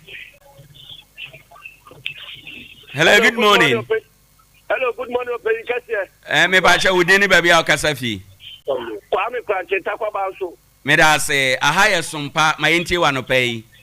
ano pay the me and I say the church for the member of parliament Takwa say ya papa shik isa saru futila the bio will be a sonjekano ye che nya bi Takwa na MC ye nya for Takwa so be bio will be a sonjekano o pe kanje o Takwa ba so ya wa o je e kwari da yempa tim ha o pe kase enya kwa jisi tuto if you ever say MC ọba yẹn kyẹn deɛ nanso drip machine or assembly ɔnhyɛ sɛ kunkurasi no ɔnfa excavator level so kakra mɛni because ɔfa ato dɔm yabla ɛkwan ne nyɛ from ha to enyinaseɛ from ha to bɔnsawrɛ from ha to nsuoso to bɛn so ɛsɛ kwan ne nyinaa wohwɛ bere na ti mo sɛ nsuoto a wotumi hyɛ mpaboa na ɔde epie eti ɛtutu asɛmpɛyifoɔ. So I'm also here, so I'm going to come on. They are so young, have been in town working.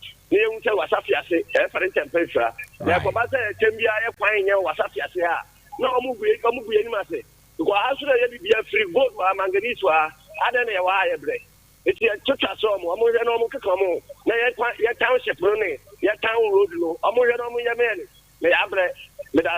Yen so yeda ase bebre ubetimi afre na waba so ene anope 0260196062 0260196063 ofre na waba be kire wadwen ene nsem a trende eno ebi eye still 1 cedi ya yede ato later bia so no omampani akasa ose enyen decision bia na enafom na den manu se womo ebeye den ebepene se yenyo saade no nanso womo ye oye no womahu se enya ade se ede ohaw bia beba pumps honom ene ne ekeka ho de mfa ahokyere bia emma ni nyina eye nsam a trende afi anope so ye be presentation be ede amaw ni nyina ne se district assemblies common fund no ye tua na afi nsachira ya bam aban no kyere sika na ye tua no ade a ye mfa nye poten ewo ho enom mayen kwa homa so good morning. Yes sir. Me ba cha odini ba bia okasafi achemi de ya umpene kasafi takwa ADEA me da se mayen ti wa no pay basa mi nwa bi na obekata na o se ai ye betio ye pa ye betio ade de wa ba no ma me ka se mi chance ma mi break in chance se tisi ano first na yi le go on na me papa o wa sanka no se bo sumo na me tane 10 million make us to scam what I said, 10 billion mana. Now, abandon to me 10 CDs, 100,000, to scan 100,000. So, 10 million, I'm here to me 100,000. The city has a petrol. If you put the petrol 2 gallons per, put the petrol 2 gallons, 2 gallons, everyone's 1.2. It's abandoned auto 9 CDs. So, on Chelsea, I'm making sure, not on Chelsea. I just say I know about it, if you on you. Yenyi kakiti bi fu ho na wo fa tira an fa kaka bi e na ta ya tiri masa na me ka mi bi treto me e mo to me ntwa na mi na ta se ka yi ho no mama sa bi yo no ntia se ade na aban bi ba no onwa ye timamfo no onwa ebi onwa mi nyan drivers because na to taxi pa asa me be mindset ma onwa drivers so ntia se a me da se yen so ye da se bebre 0260196062 0260196063 number mienu ni nyina eye adwuma ubetimi afre na waba abekere wadwen adwen no de adwenkyere etese ehwempo obia de fata nanim ente wonso se na wadwen si ye wo ensam no de we na ka wakoma pa opese wo ka bie ewo oman Ghana mu wo electoral area de na pese enna ya opese oka ho ebiribi ni nyina no ye ebri na ubetimi aka sansem ni nyina eno nti no pay ekwan ne dam ye je wadwen kyere ewo ho ama bibia atumi aye kama ede amayen ene de ne trend kese pa eye 1 cedi a ye de ato liter bia so no eno na trend kese pa ewo deubo ene enkrata no emu enti yenhye eno so enso yegusu a yede dwumade ma wo ade akyen bia number na 0260196062 0260196063 na watime aba abo awram wabɛkyerɛ wo nso wadwen ɛwɔ ɛyɛ dwumadie so yɛfrɛ dwumadie no segment wei no yɛfrɛ no Ghana Today na Ghana Today mu no yɛdi kan kɔ Accra yɛkutie nkrataa no mu nsɛm ɛne nkɔmmɔ ahodoɔ a trend wɔ social media no na yaba ama nso aba bɛka wo deɛ ahyɛm wo ntamu a woteɛ ɛhɔ nsɛm nyinaa wobɛtumi aka ahyɛm afei Ghana man mu nsɛm a trend wobɛtumi aka ne nyinaa ɛho ahyɛ nti wei no woka wadwen but wadwen a woka no ɛnyɛ atɛmdie ɛnyɛ akutiabɔ ka wasɛm wadwen ɛwɔ nsɛm no ho. Good morning. Good morning, Minia. Mebacho udini baby akasa fi. Uni ajumai because fi takwa kuruma ya. Meda se brajima ma yenti wa no pay. Ano pay ya mama mama baso ene mo juma pa dani da nyina me ka se mo yema chikwansa you mind. Na me for fi dikesi so ensha na bo and disbedu ko so ensha organizer MPP takwansa you. We papa we juma wo boma takwansa you MPP a. Minia ano den na me mra ma sem so. Minia ese tu toy go ba ya be na chima ba na chim do fu edu Angola. Minia ye kwana ye no into to say assembly RT for waba say mama di anaja drip machine na buy the buy no o ma no mu say ye kwan so na be na chimbro fu edu Angola minia amafo bre no ano odin minia me da wati yenso ye da say bebre. Good morning. Good morning. Udeni baby akasa fi Aune be meja ke telen me da say opani ma yenti wa no pay ana bade awai nyam go bonsha no yoketia pa. Amen.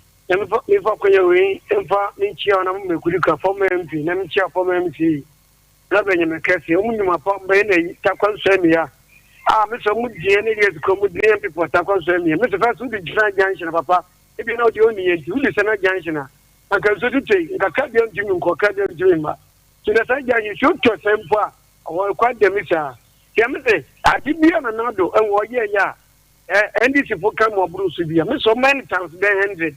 Yeah, you live in Usai is cut 1,000 series, cut 10 series for no much. Gonna put someone TV da. Yeah, to 1 liter, not to petrol, and not to petrol, no 1,000 series. It's another by about me. Can you to 83? It can get 30 series why in the Ghana city. Oh, 1,000 series and so times 8. Then NDC from the 2. Now, I don't want to miss day because we are a pop of the channel and other about Miano. And there's somebody idiom. Because I'm a nipper be a thing by a transfer and you swing maybe a different. You can another defeat here by many put us any put on yet. There is drip machine about that concern. Damn drip machine is as always. You're crying in an activity of Canaya. You're not sure by a place tailor. Also, Mr. Tell you will be Ebola or you win the Bola Mitaka. A baby we won't share, maybe on share and so. Bola Mitako. Maybe a person for Mumia, Unkozon, Munko Bedu, Munko Libya, Bola Mavri. I would have drip machine you see. And from the Copa miss him, there will be a drip machine or share. Let's say maybe somebody piano. Oh, my don't find a gun of way and attack off your own train. That's it. Yes, we had a semi-brain, no adventure out there a buy, Obetima Fre, Abba Abetre, Wadtrain, Ewaha, and Num. Nano, you ramsey no qua pro bono or can send me or say inner roots. ADEA Dana Kumas or Beshe Ama Yaye.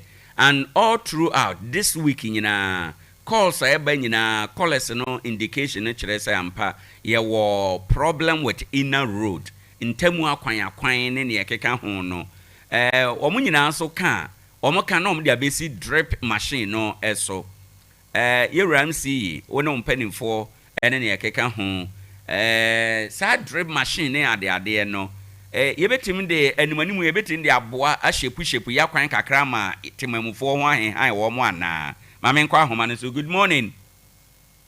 Morning. Me ba cha wudi ni baby akasa fi. I am Castle Township. Me da se. From Lower. Opani ma yentie wa no pay. And for sure, Maori and a pay the yen and yen jumu. Lama de kakama, a song kakanka, makana de. Time I call it in the Bible. Even crying vaccine now. The vaccine died because of the Albano Bible. That and then government, or may to free, or may light free. Now, and that, baby, I'm baby as you. The alcohol for that 1 liter at the 1 city like that to do. 2 to 5 liters, never or the over to who's come with it. He said, "Dama Fusuna wanted to lorry fegi. That person I didn't know, what's the dollar for but still I don't wear them. It is a damn mean I say yes, in the car in that's what you old lorry fella. I'm not going to wafma. When you're the one away, we're going to want to do. You live it by, we'll check them, you live the account, and I say, I didn't offer that account. I said, good to do so. The do so that I don't know when I come from work there. Do so one song now was saying it. It's all do some the way you got one to tumble and you maybe you know do so now there back. It's our back why west. The guy is with them for to let it to do so. Massa, right. Yeah, that's a brain so what they have, whatever I no pay. Asem a Benny issue. Asem we no ayete say besepa ne konima haban no yetase no banyansafo. Ayete say ofase 19 kuro no umia eye ne ya wa mia ekuro no so ye kese ene ne keka ho enti kwan be na ye mfamfa so sa woni o mampani anka wo be ye den e wo sa asem we ho ihia to no e de aye oman ni ye ya de to no so ba Ghana for so ye ho kire yen akwantufo ho be kire yen driver for ho be kire yen enti no ye be ye ne den 0260 196062 se wo no mampani a nka wo be ye den 0260 6063. Good morning. Good morning. Me ba che odi ni ba bia o kasafi. Man pa che FM John kasafi a champion. Me da say my enti wa no pay. Aye, 11 years and once a month, Abbey. You didn't say a Canada or and I've been offering no boss. I have another no boss. And I do so them son say about any company. Who are no so official. The man's mama what this one. They are saying you're on the account. And then they are 15 cities per liter. What this was about 11 or 12. At least what this 3 cities for the so I want to account. And then bonus one. Well, that's why I am right. Yeah, it's a high calculation. I'll say, yeah, if it's not on your account. Good. Okay. Yeah, that's it. And also, dear, good morning. Good morning. Udini, baby, I'll Kasafi. But the friends, I'm so. Me that's it. Opening my interview. I don't say, the mission, no shit. Takwamani na war. At the first time, some powerful body have go Takoku. That's a Yamanka, no more money to phone. Their opinion, I know once we live here, Ghana for Yakam Waseni. Better to answer. I did your mama Labano, no, yeah, 17. 17 or Oba and big man, 17, and about big media about 16. No, Janessa. Yamia do you find the roughly or the other 18? No, say 18 no, ye 17 free. 18 more. For city crampo no ya there, what I check on and buy. No, there, count idea. Previous government bogu on. Yen for one city from back home. No, so 17 and 18. Ya start to swear the other 14. No, I did 3 cities there, check on a ban. Nti abaye dey ya no ba no di teaching de ba dey dam kwan we so wasa kama Ghana fi nya atase dey then the den na no wo be ba no so be bu ka dia man and yet today he live you be ya wan ba be bu dey dia fa ma Ghana for there dem kede no wadi here by so politics no dey what the chair dey we need them is come nti no ye beto to asre the vice president on ko dey bi no also ko to ya anka 70 ko to 1 Ghana bia na he. But it's all got to one guy and find the teaching, do teaching by Anfanasa. Okay. You know, more conform to you want to ma and I inform you a month when ending. Obani, yada Sibibri, and also what they buy ye bre ason, yemfa a good day moon sem, and ne anope metwaso. Calls on the dicani, ye ba, second part, no, ye best be a humanu bio, yemfa sports.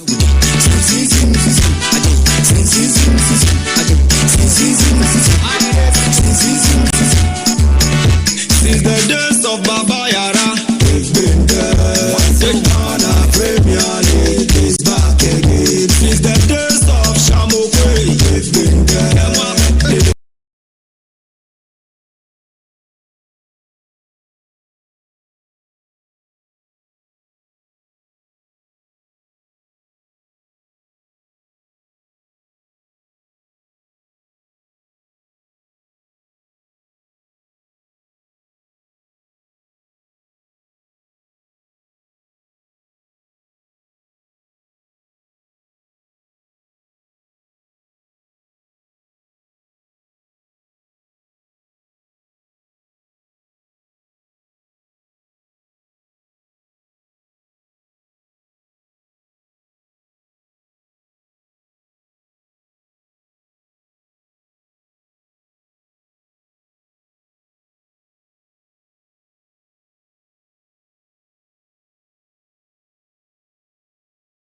patwa wo your bar aya hyene so se ensuo no asase etoto sanitary pad ba ko pe na ohia eno na nsa ho obre nsuo toto eye secure sanitary pad me patwa damufua enya samketo ma wo hwe pass a wo do a aba adwama so no a secure de no aye sronko esa so we no wo wasa ne package ne sitie ene sane wo de bo a ekyerɛkyerɛ fa baabia kwanes ne baabia no a ɛbɔ mo ɔba no ankasa no flow no etumi ba kama wa bra ɛntrɛtrɛ MPP ɛmfanfa ho me pacho ɛyɛ secure sanitary pad ɛno no baabia wo hia wonim sɛ hyɛm 12 enti dan nyina na bɔ ho ban ɛde free sɛ wo pad ya sane de kaka ho enti hyase ne kopɛ bitɔ sansansuo no ahyase yi a egugu wo nya bi a ebetumi adi wakagire mu yie papapa me pacho wonim sɛ mɛkyena sia no pɛ isa no a Nasa nyame nkoa na menamwo me na nasafo kantaka bema ba ya wo bomi chi dom sa dom bere manya samketo ama wono ana de be wura mu amana ne nsemu na me pacha no panu ma nyina da chimi akoye diama o na ene ye ntena kwapem sa no nwotwe be bose kan na afa ya sore nkonya so ama Victory Charismatic Chapel no me pacha wo so de awurade asemu emu hwam na mankwa enso atumi dia brawo me pacha ma me fonto wanim se me din ane akosuya ejewa kwade boaten na ntantam so no yenhyase enfamfiri krobia kumasi asante kotoko me pacha won makache fama wa na wonim say intelligence awodo bi ya megada ene se nyame ya doma nkomodie bi asase ya ekoso between abranche ya ne din ane Walid Fuseni ana fe krobia kumasi asante kotoko won makache a sebre na agreement na finally ya kwada wieye se abranche ne nyame ya doma na season no won so betumi asina kan edi amakro bia kumasi asante kotokwa me patwane ne kakra ye free wapa na owura ne din Salifu Ibrahim wonim se enkane no sina kan edi matachima 11 wonders awano akro ya wasa bone ball edi amada glorious Accra House of Folk na wonim se bra no sina kan no na din adodo no ade frɛ no ani di Maria sanse wo gina bone mu no wo bone wo 10 no left and right and so wonim say yes abranche no wonim bone ball na mame fonto wonim se wone nsamtrofo adi nkomo ana watchem say no kwasem pa ne say emre bia no obo ne ball adema aye the glorious House of Folk no was wanya kwala bi ade free the blasters of Ghana na was en kwotimi kwose na kan enso timi de ma wonom e ma che so unfortunately has mpanyimfo enya kwanya ne di nkomo kyerem say we won concentrate e wo house wonom no ana nyoma nyina da enso ntumi koyie na was free salda ne bepem ne wanya kwala bia amfa free the blasters of Ghana wonom a enu asem wo peso ka Emma Centrofo yaso atibi na mi fi se bia quality ni bi mu hia na wono bia na omenye bi ana se bia 54 quality ni bi open sana mi de nyam nkwa na house from manko ana house from no communicate before because national team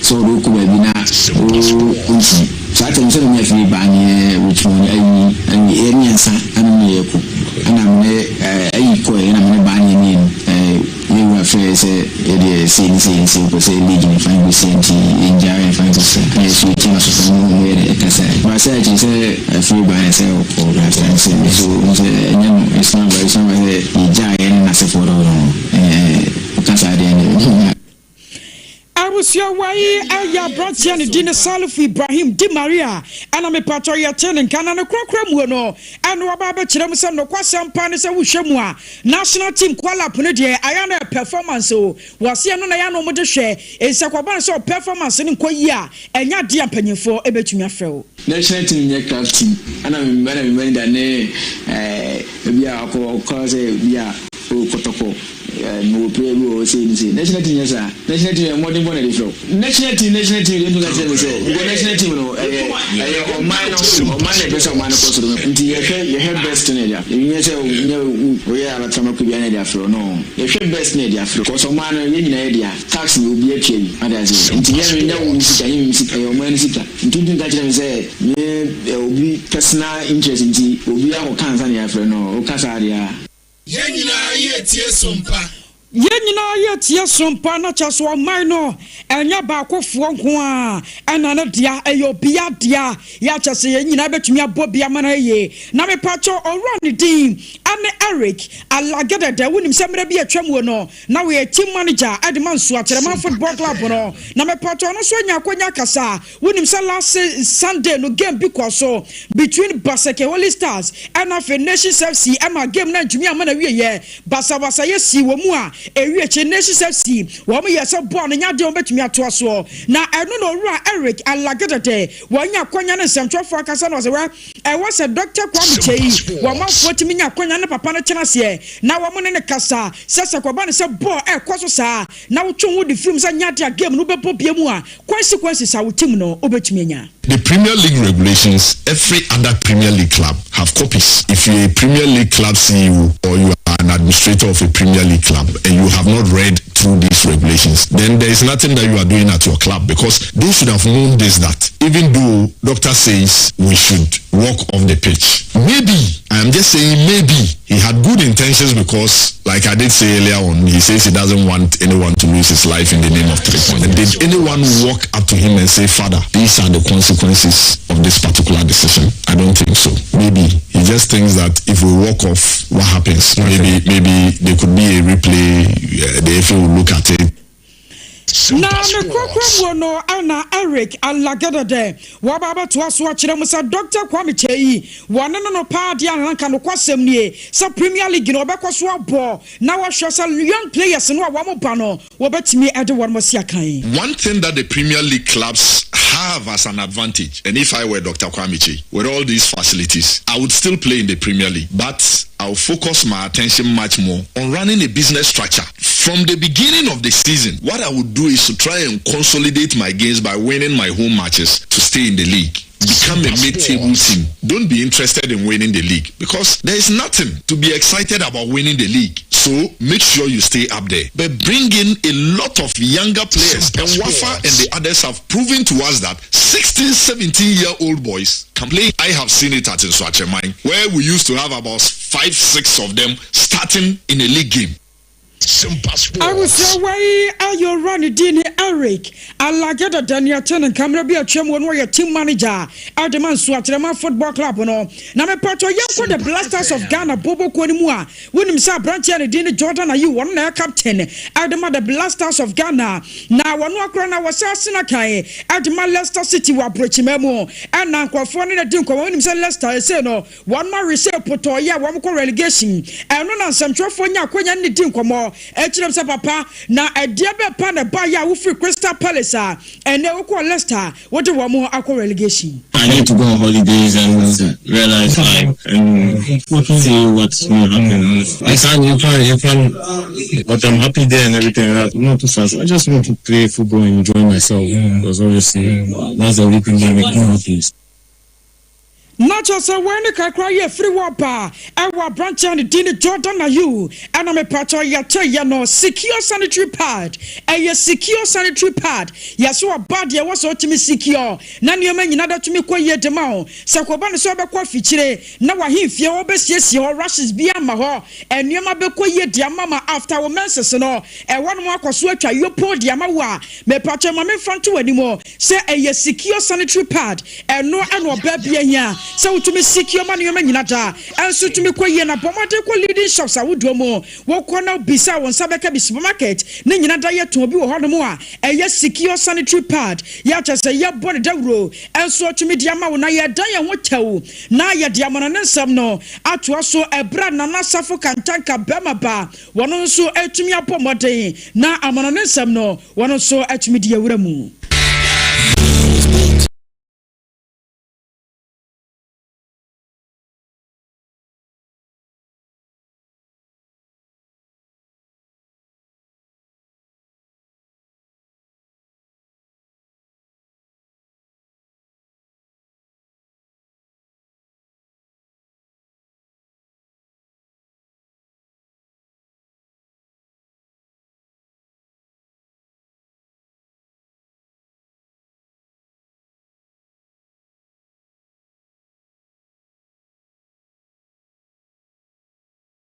bono kakra bi fa matie for show no so na afi Victory Casmare Chapel enso emeto asom na mu amuka hit patch no pay omo so eta chine kwa amane konfo cross nsam no enso etima na onim sa enra UEFA Nations League no that is a semi-final game no and also etim eba so na Portugal enso my friend say Germany and any game no and also etim edition so na game no kona start na boy friend say Florent Fet enso nya first goal enso dem my friend say Germany no chino boy friend say Francisco Quanzicao enso no ebetimi ebe store priority enso dem my friend say Portugal no chino Cristiano Ronaldo Alvaro da Santos CR7 enso etim benya the winning goal no enso dem my team friend say Portugal enso no way by the first time since 2000 now Portugal enso show my friend say Germany enso so na we no enso the tense owre friend say Sergio Quanzicao no anyway head coach no and the back friend say Francisco Quanzicao no enra ono so etuma ba be share the first goal and as also so benya go the tell my friend say Germany say 2000 no owre friend say Sergio Quanzicao no ebo hat-trick as the tell my friend say Germany ne be for after say 25 years no the back friend say Francisco Quanzicao no one so ba be share go tell my friend say Germany pay mu sam ma generative for us o so na we no o my friend say Portugal so my friend say Germany our German sorry no we the first time since 1985 as all of the say no and as I'm talking about papa say my friend say Portugal to Germany our Germany my mu no akwa question ho no ya na the we so about for the first time since 1985 Portugal so to Germany among so makọ Germany no na say enya asem to and game back so 8 number so o me say France and so Spain and so na ebo na owura France ne Michael Oliver and so no we jama to am side on pedi sam and so e dey ma generative no we say eno game ne course no na just Germany fans e chante Messi na unim say Ojawura Cristiano Ronaldo aye di no so supporters mon kam na no and I would tie some na just France no and so chance na mo chante from Messi ente kakra bi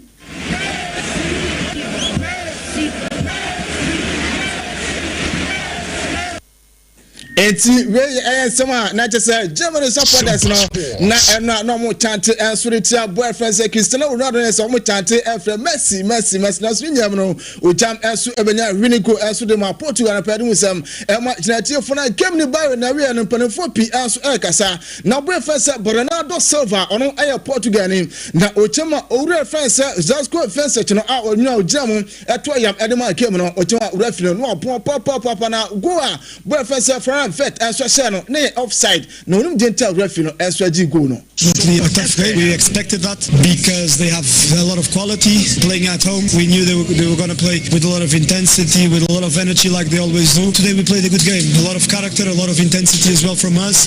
Going down 1-0 is not easy in the beginning of the first half, even if the goal is offside, even if the referee doesn't know the rules, but that's another question. But we were happy we were able to come back.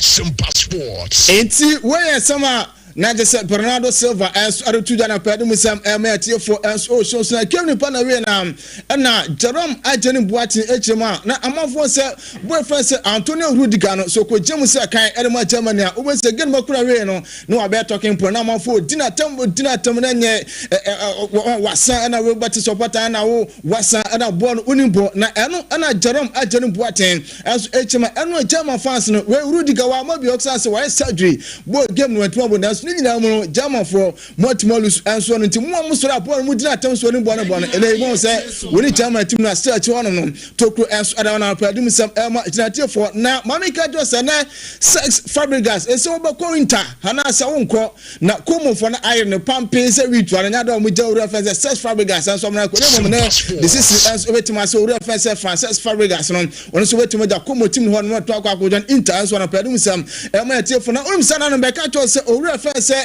Simon Inzaghi say one Inter Tuesday no Inter to kwanta ma pa on just say contract we mutual agreement na so atuma aduma na owuram our Ali na enu unveiling no as etimi go so owuram na so akwa owuram as Saudi Pro League no ma won so ekwa akwa ma Ali Bobo ko no as etimi akwa go na say no panin as nsa as pen papers and we ha was stand contract come as adama Ali no padu sam ma generative for as o so na unim say we no Nyagupon Admo FIFA Club World Cup on enso 18 abaso na de tiene say when wa obegino for picture not to man wa betima agino e say badge we enso na mpanifo chimu a omde ebobo na say FIFA world champions FIFA world champions eno e badge mpanifo enso betimi e de ama on way ene de FIFA enso afere wa no pede musem ama generative amuka head patch and pay almost so yasene ene da wuje musem e ba me patch say o peska ene ya wa da chire fe na weekend ye bedi Saturday weekend start Friday anumere na the Saturday so na Sunday ya ka krem na Monday start adwuma na wetima ya peska na the weekend ya enjoy ya misrew utu yare asa ho ya de fusu a mesa ho hit patch na make am for e de amount ho na me ya no betu aseda ma se betima peska na weekend ya enjoy kama 0599820297 and what is secure sanitary pad and so na pay almost ya sene na obabo so no account to be secure so the amount secure sanitary pad and make am for and so e de amount and see your friend Safo Kantanka Ransford and e Facebook adwuma nyina and amenu apanyo bempon and so e ne kwantista ko yankona ADEA AKYE ABIA no ntino ngene na yanko enti ya so na fe Victory Charismatic Chapel yes Dr. Frank Osei when also chimide Awurade asemo abraye was this is our own let's cherish our own Ghana Premier League no and Sanso review this is our own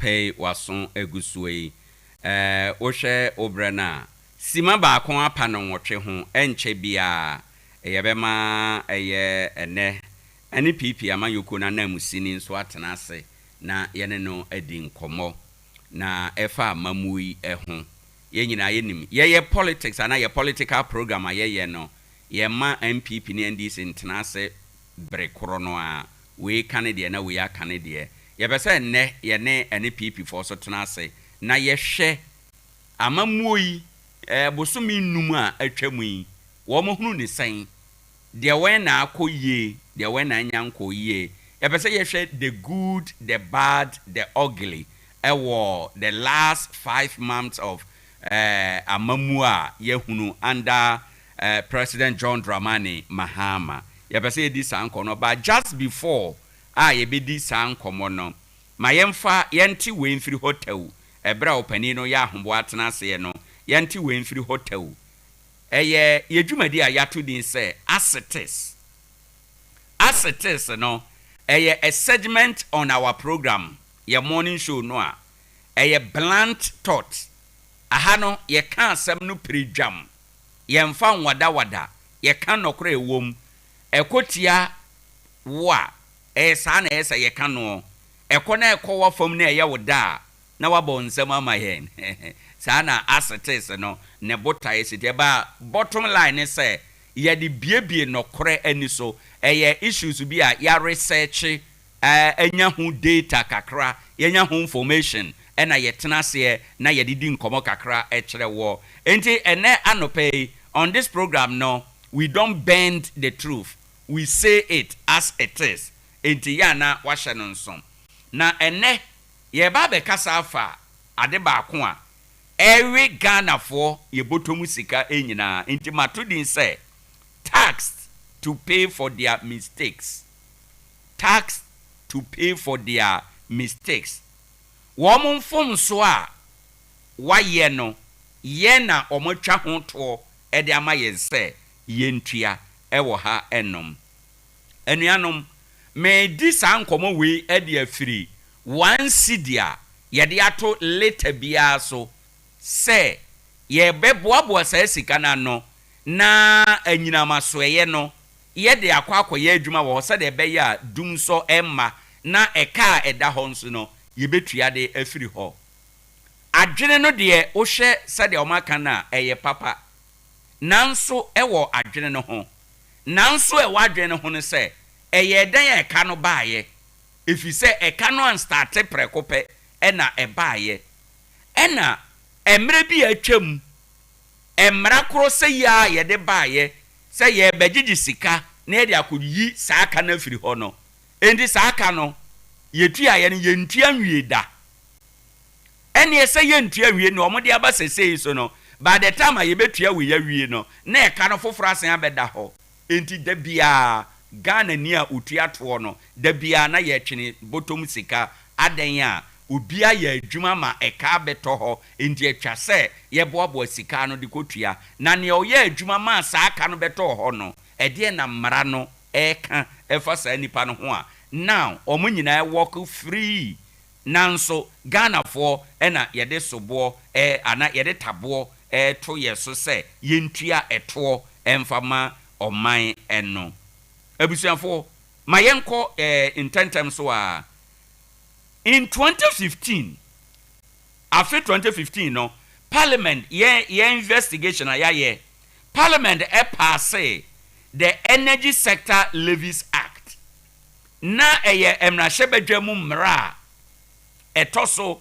ahanwotwe aduokono enkono the 899th Act of Parliament into ye charity akase Act 899 but ayere na ye straightforward yede etuo bi ma Ghana for said ye be ya Ghana for no ye betime atua sa sika no na ban be boaboa no e de atua eka ewo energy sector no emu sabre no ye ba ye ene se na woto petrol liter ba ku bia na ye de eye mpesoa kakra bi agugu so a sa mpesoa kakra na eguso no na ban hwe animu se afi beduru no in 1 year no obenya about 3.2 billion afi bia na ode akutua energy ekawa eda ho no na nkofa dum so ama abusuafo ye sa na ma we nyina chi no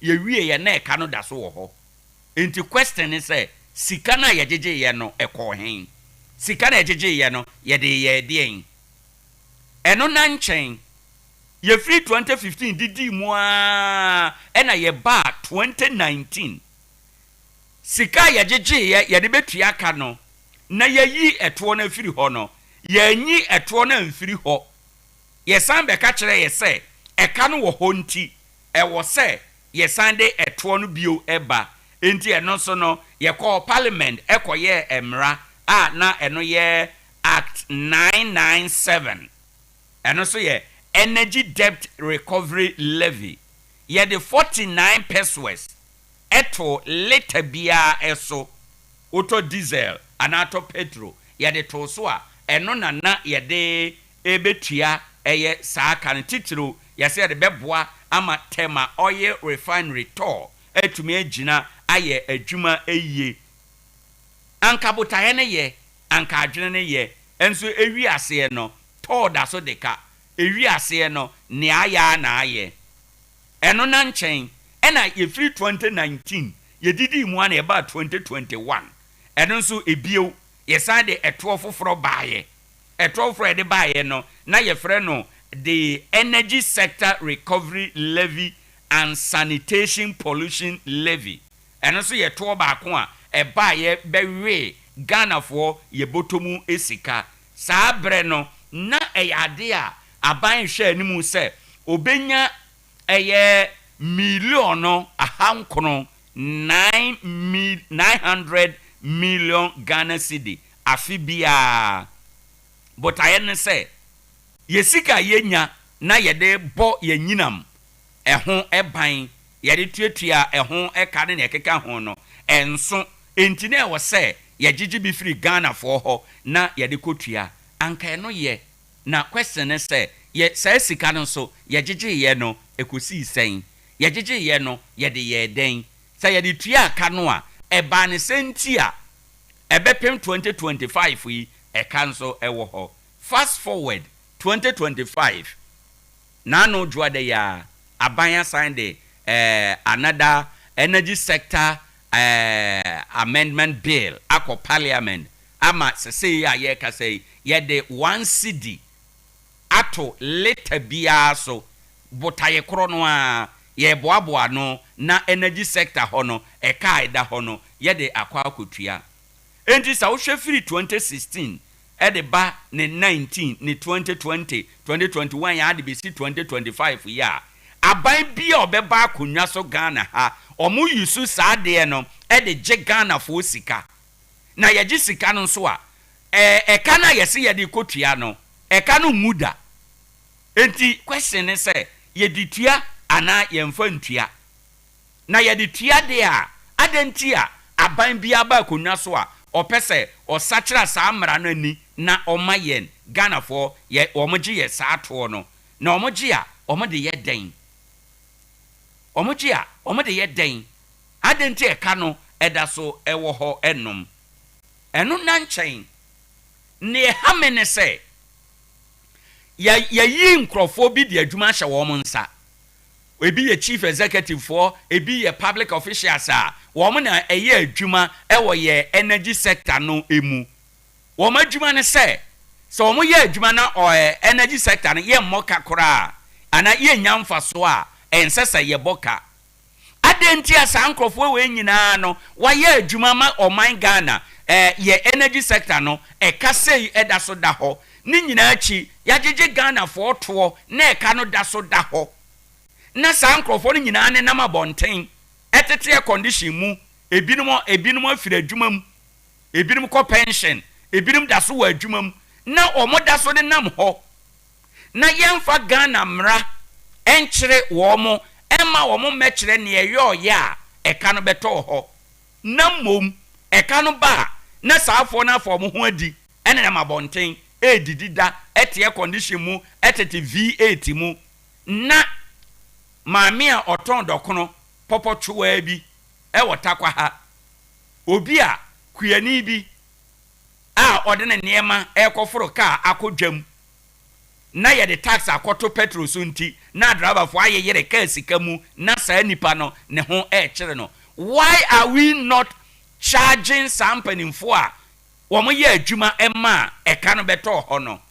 Because se Ghana ye company ena ya for say chief executive wo ye adwuma na se eboka company no boka afi baako afi mienu waboka afi miensa waboka adwuma wura beyi wadi obeka kire se wuni madwuma adenti a oman Ghana ya fa nkofo adwuma na wo ma ye adwuma no ama oman no energy sector no ka beto ho na ye misa wo mo questions ema wo mo mekire ne ye ya ka no beto ho na sa asotwe bi wo ho ye de betwe wo mo na ya pekwan bi asia no a yenye no na mom adabia aka no beba no na yakoche ama Ghana fo na de akoto petrol so na ye driver fo eto petrol ne bo eden na omo de petrol na ne bo eden no abehye ka sika mu na omo de abre yetemamufo a ye foro car no na omo de abre yen abusuafo sa asem we nya sisi a ede na ye sisie sa asem we endika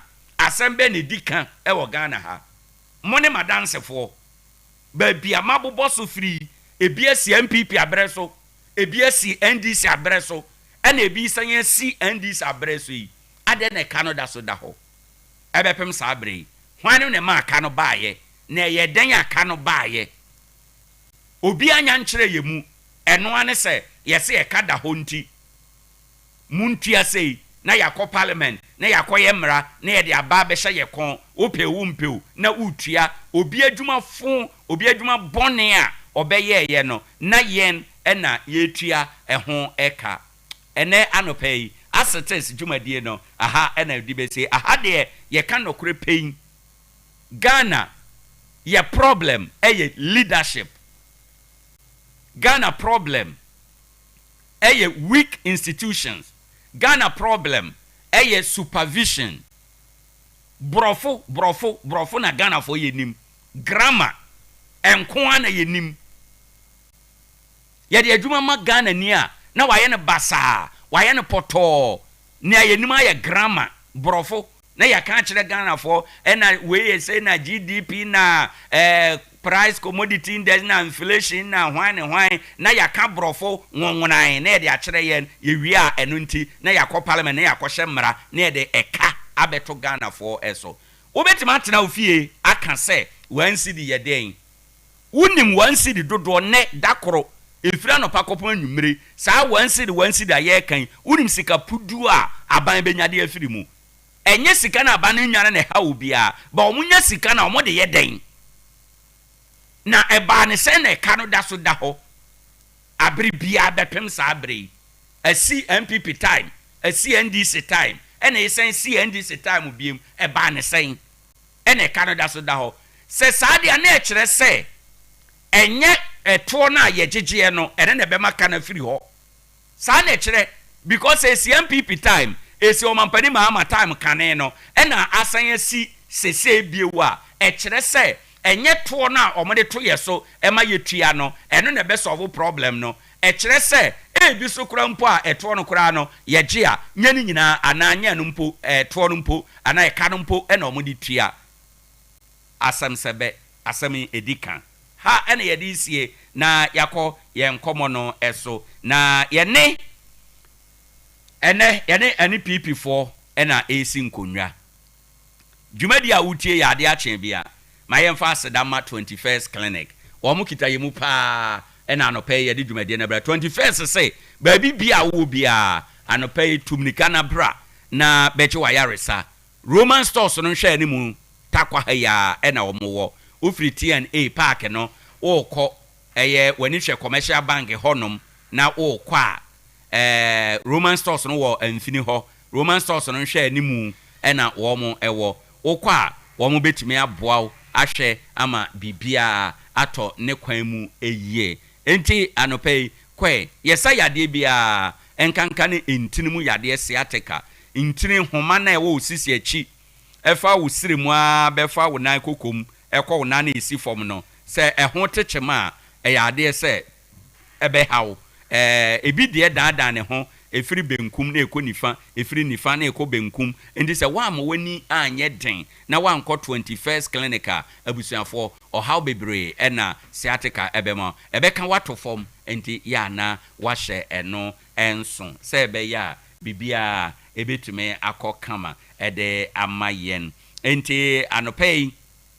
yen sase ewo ha na yeni enkomo said the American aka kire wo no ye political program no ye mfa MPP ne NDC ntena pono ho e ma ye nye chinje NDC tenase na waka ne de MPP tenase Ghana maimu said the amamu no kro ne ewomu a eye oborin beka say the good ne ewomu a enye the bad ne ewomu a aprokra no the ugly no ye tenase na ya hwe ni nyina ye botaye ne say adwen ahodo a saafo no be kyerɛkyerɛ ne nyina no panimfo a eti oman temamufo a eti oman no omo nyina behunu sɛ aha ɛna oman no kɔ enye akyingyegye MPP ne NDC atena sɛ ɛna sɛ na gaga ɛna we be ye bɛka saa ye be wiase ne yanya solution bia mfiri mu enti no ye de ne sɛ MPP tena sɛ a na waka ne amamuo no wakyerɛ na adwen nyina de ekɔyie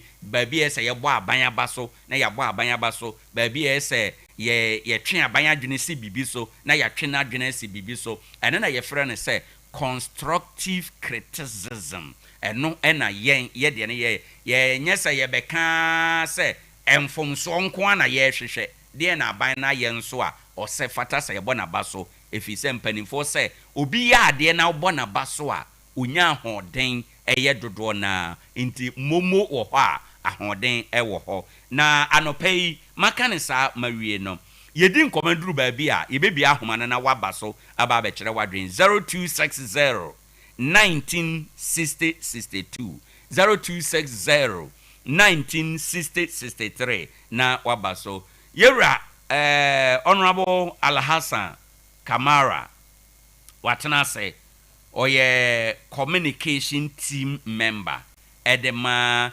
any PP amanyo ekuo no ewo takwa nsayem eye constituency ono ena anopei any PP for de na mayen se yene no eni dwuma ewo ha enom obani yemwache ema akwaba yeah, bro, na apomute say Obadi Adaroma. I think that you have a fantastic studio here. Yeah, that's it. Officially on behalf of my communication director, right, and the MPP chairman. Officially welcome you to Takwa Inside. Yeah, that's it. And I think say we na mo ha mo ba be boa.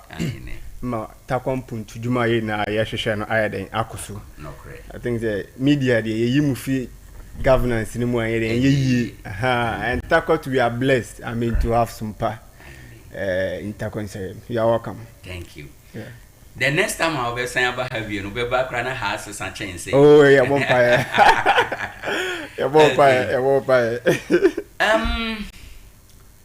Opposition to say. Takwa is opposition there. I mean, we are in a good mood. I think we are in a good mood. And no better than saying. In Chimney is simple. We say for the past, in France, since the Fourth Republic, right? MPP na eru Takwa. Sure. So we just say anomaso chewudia so ojibo. No correct. So the people of Takwa said, "Oh, we need change. Let's test new party and see." Yes, same near Shadi. And the words of the people are law. See, the Nipan Bekan, the Padudo Becano, and no Nayan Yedi Yejuma. And we have always been grateful to the people of Takwa Inside. Said, since '92, they've given us the mantle. Right. They've allowed us to serve them. And indeed, the new patriotic party in Takwa Inside, we have served them very well. We believed we have served them very well. So if 2024, they say, oh, let's give chance for a new party to come. I mean, we accept it with wholehearted and good faith. Right. The only thing is in 2028, there will be a very fertile ground for accountability and debate. That, okay, you yell for a new face. We're giving you the chance to come and rule the people of Takwa Inside. 2028, the old face against the new. Let's debate. Let's look at what we were able to do when we gave you the chance and what we also did for the people of Takwa Inside. So MPP in Takwa Inside, we are there, we are on grounds, we are mobilizing our members. Because we always say, looking at the numbers in Takwa Inside, we gave it to them. Okay. The people of Takwa, the MPP in Takwa Inside, most didn't vote due to one or two internal wrangling. You know, when you be in government for 8 years, you know what is in it. And, you know, there's difference between winning power and managing power.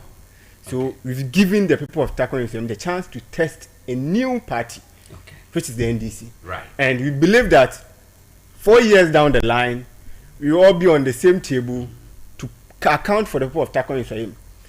8 years of MPP, 4 years of NDC. Let's do accountability. Okay. Then we know whom has served the people of Takwa Inside very well. So MPP in Takwa Inside, we are on grounds, we are fit, we are mobilizing, we are rebuilding our party, and we come back stronger. Right.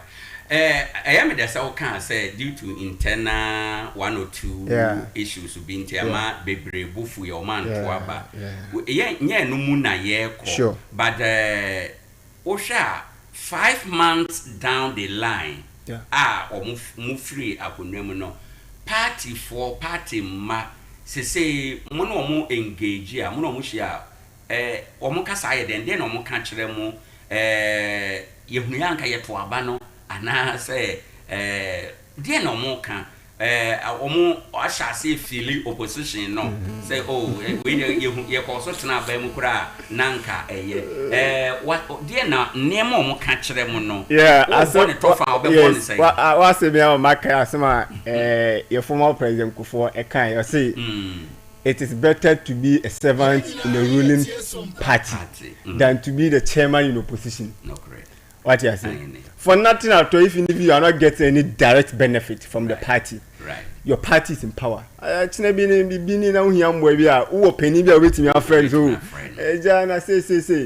what you are saying? Exactly as you said, the MPP party in Takwa Inside, in the way engage most people Charlie. I did fire crowd in my party now. I mean, ever good and can go corner. This is idea looking at how NDC is more treating the MPP government appointees, the MPP party. As he said, they want power with some could be and I say in Sebi or Modebaji Tumino, forgetting that it is the people of Takwa Inside that voted for them. It is the people of Ghana that willingly gave them the power. Nti yesha said them yet omu treat MPP for them most MPP imagine what happened to Chairman to me and other senior party people. Yesha the Akuya and in Takwa so him you two about the way just a week. There were a lot of tax who came to our party office with a whole lot of weapons. What they were coming to do only God knows. And what has been happening to these MPP party men who own businesses in Takwa Nsoyim? What is happening to them? How they are treating MPP people? What is even in? If you come to Takwa Nsoyim, you know most of our party people are mine workers. Okay. And now the mining companies are being turned into a political arena. Why not? Yes, sir. I mean NDC. When you go to NDC, exactly. Your company be like Ghana Manganese Company and Road Ashanti. That as we speak currently, most of their top hierarchy leaders or management are somehow associated with NDC. That they are individual. We can pinpoint to that. You are an NDC man, not like an NDC man who is not publicly campaigning, an NDC man who campaign publicly. And he's a senior management level member at the company. And how these individuals and how these individuals are treating MPP members who are working in these mining companies. And then specifically, and or what specific treatment? Yes. And yede ema wo mo kire say Ghana ha. Yes. Ye kwa asori mu a. Yenimu bia yeniman DC fo ewom yeniman MPP fo ewom. Ndi Ghana de hedan ya obi oni MPP o NDC. Exactly. Ene ne ekeka ho. Enti no enyam fom so say obi wo NDC na oye top management member e wo mining company bia mu. But the treatment now specific example ye den. You see, let me give you a direct specific example. And this one I'm taking you to Ghana Manganese Company. We have people who are listening to us who works in Ghana Manganese Company. I have my uncles who works in Ghana Manganese Company. We have MPP members who stays as in Suta, where the company is. And just after the election, or even before the election, we have individuals who classify themselves as NDC members who are top management level, who have been in the company since the time of MPP. Once MPP was in power, they were willingly and freely working. Nobody disturbed them. But because of party issues, they have to call NPP members and warn them that you have the audacity to go and campaign NDC. Now we have come to power. You see what we do to you.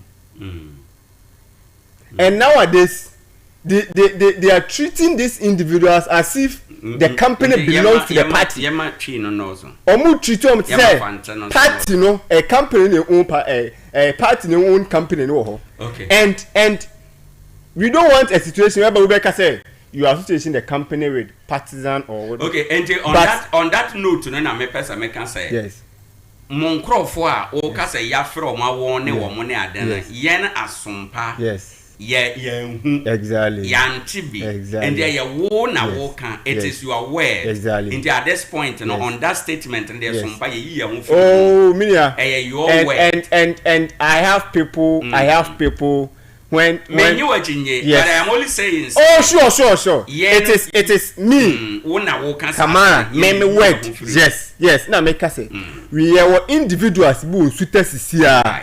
Omaye Juma or GMC company man. There are a lot of warnings I come so. That's fine. Because of politics. That's fine. And what lays our foundation na my no. Yemra the bigger the larger Ghana. Yeah. Na yenhwe. Yeah. In the last 5 months, yes. And President Mahama or Tana Kunya so say our new president. Yeah. Ne 6 months now what shall I say, but let us focus on the last 5 months no na yenhwe from where you sit assessment in the last 5 months by your day. Okay. So this is a simple way. Meaning unse de bia meka I'm a trained teacher. Get it. And I always educate young ones say so control about you look at certain things. Okay. Me a teacher ni we are mind worker, we are radio presenter, we are student. se me kwa koto aba me as teacher ni no me koto aba ma aban oba obeboa me teacher ni no great o ye presenter o koto aba ma aban a o hwe ne policy o de ba abeboa the media fraternity no ebeboa na wo so support no we mines work at the same thing takwa na ye wono most of our activities is about mining right and in NDC governments let's look at when they came how they treated the mining sector in Ghana. Aside the mining sector, certain promises they made to the people of Ghana are Ghana for share so at the top of Ghana for control mama NDC because of Muhofe. Ghana for control mama NDC because of Munim Kasa. Ghana for control mama NDC because of more promise of ABCD. Right. And no more share so. Right. Abana na do dan kwa akofado eba power.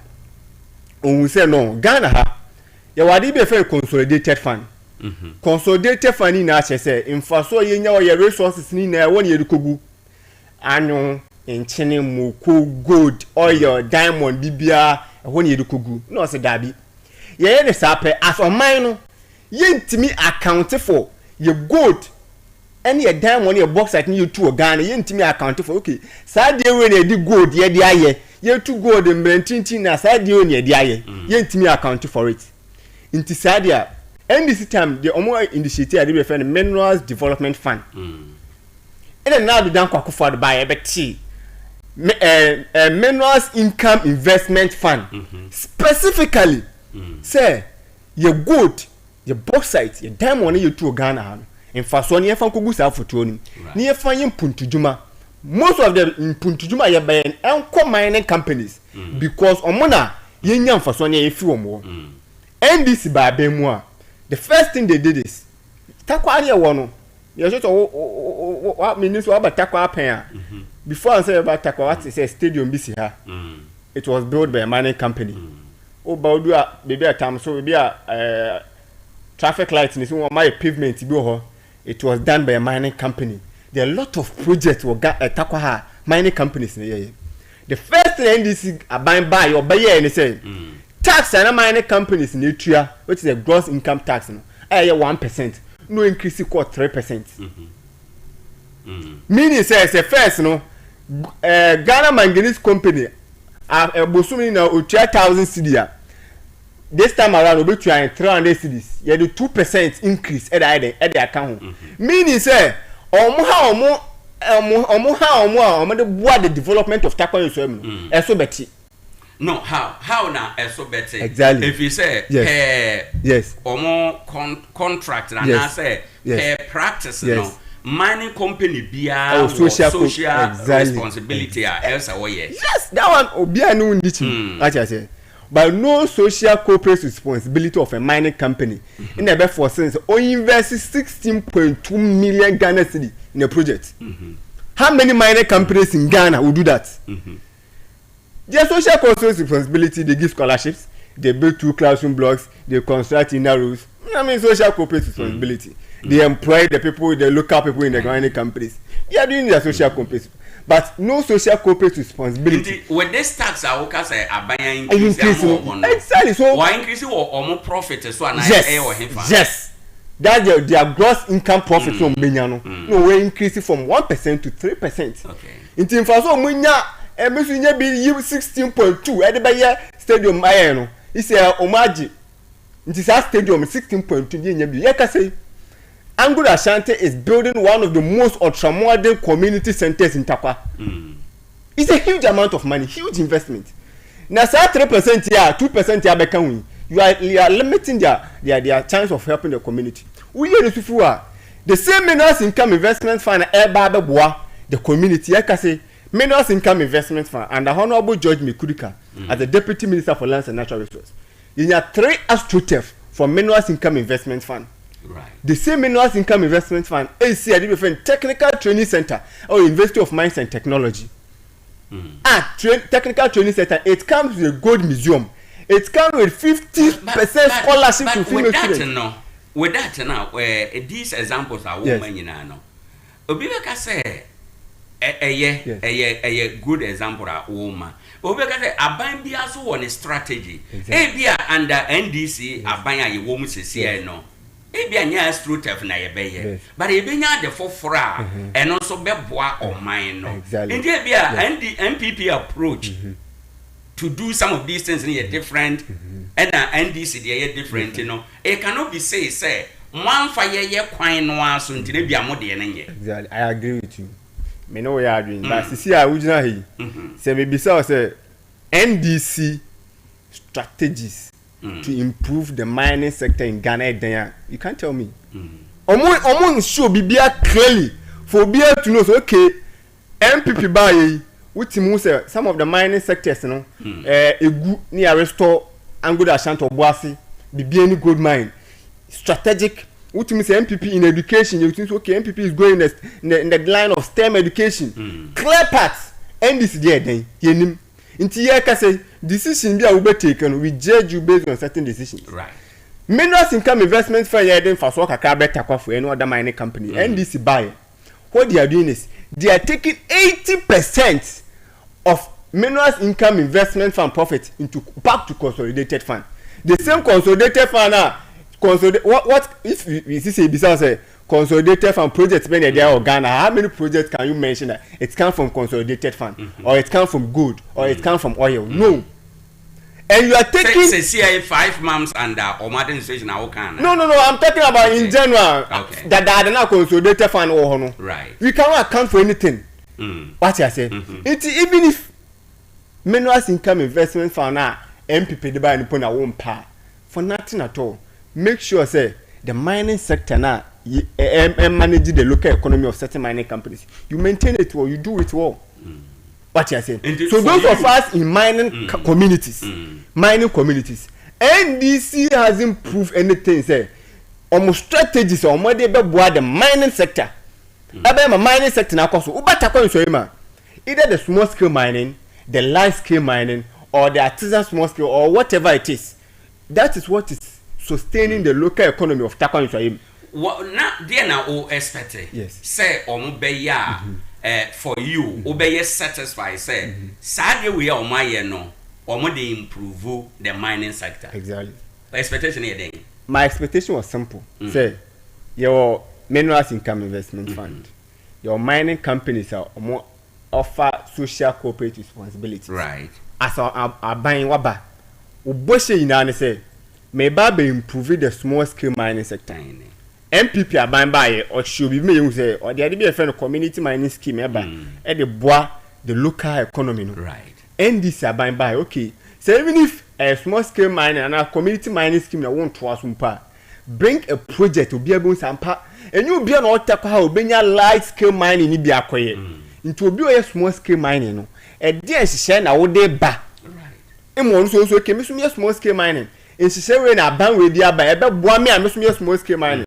because for nothing at all MPP government MPP manifesto Dr. Mahmoud Bawumia promise ADEA Mineral Development Bank so the Mineral Development Bank abe the small scale mining okay what I say okay in NDC government you who be we hear no sufiwa minia right and before we go no yenwie no quick one and na what was so dear you say governance is a continuous process. Exactly. You inherit assets and liabilities. Exactly. And then you can the way now MPP handle the mining sector with community mining near the adeno. Aban by or twas one answer we guna pam or munina or munkovie. Yeah, kasi small scale mining exists. Okay. But the Minister for Lands and Natural Resources, Amabua, revoked all small scale mining. Yeah, kasi NDC are buying the ADEA friend good board buy. Good board nearby now. First, we were Takwa a good dealer. With minya opportunity in your foreign investor be invest on a business in him and also export it good through PMMC through good minerals commission and also for so cry and urban chain. NDC are buying buy. So opportunities in Nano or my cutting shots. They want everything to be centralized on the central government.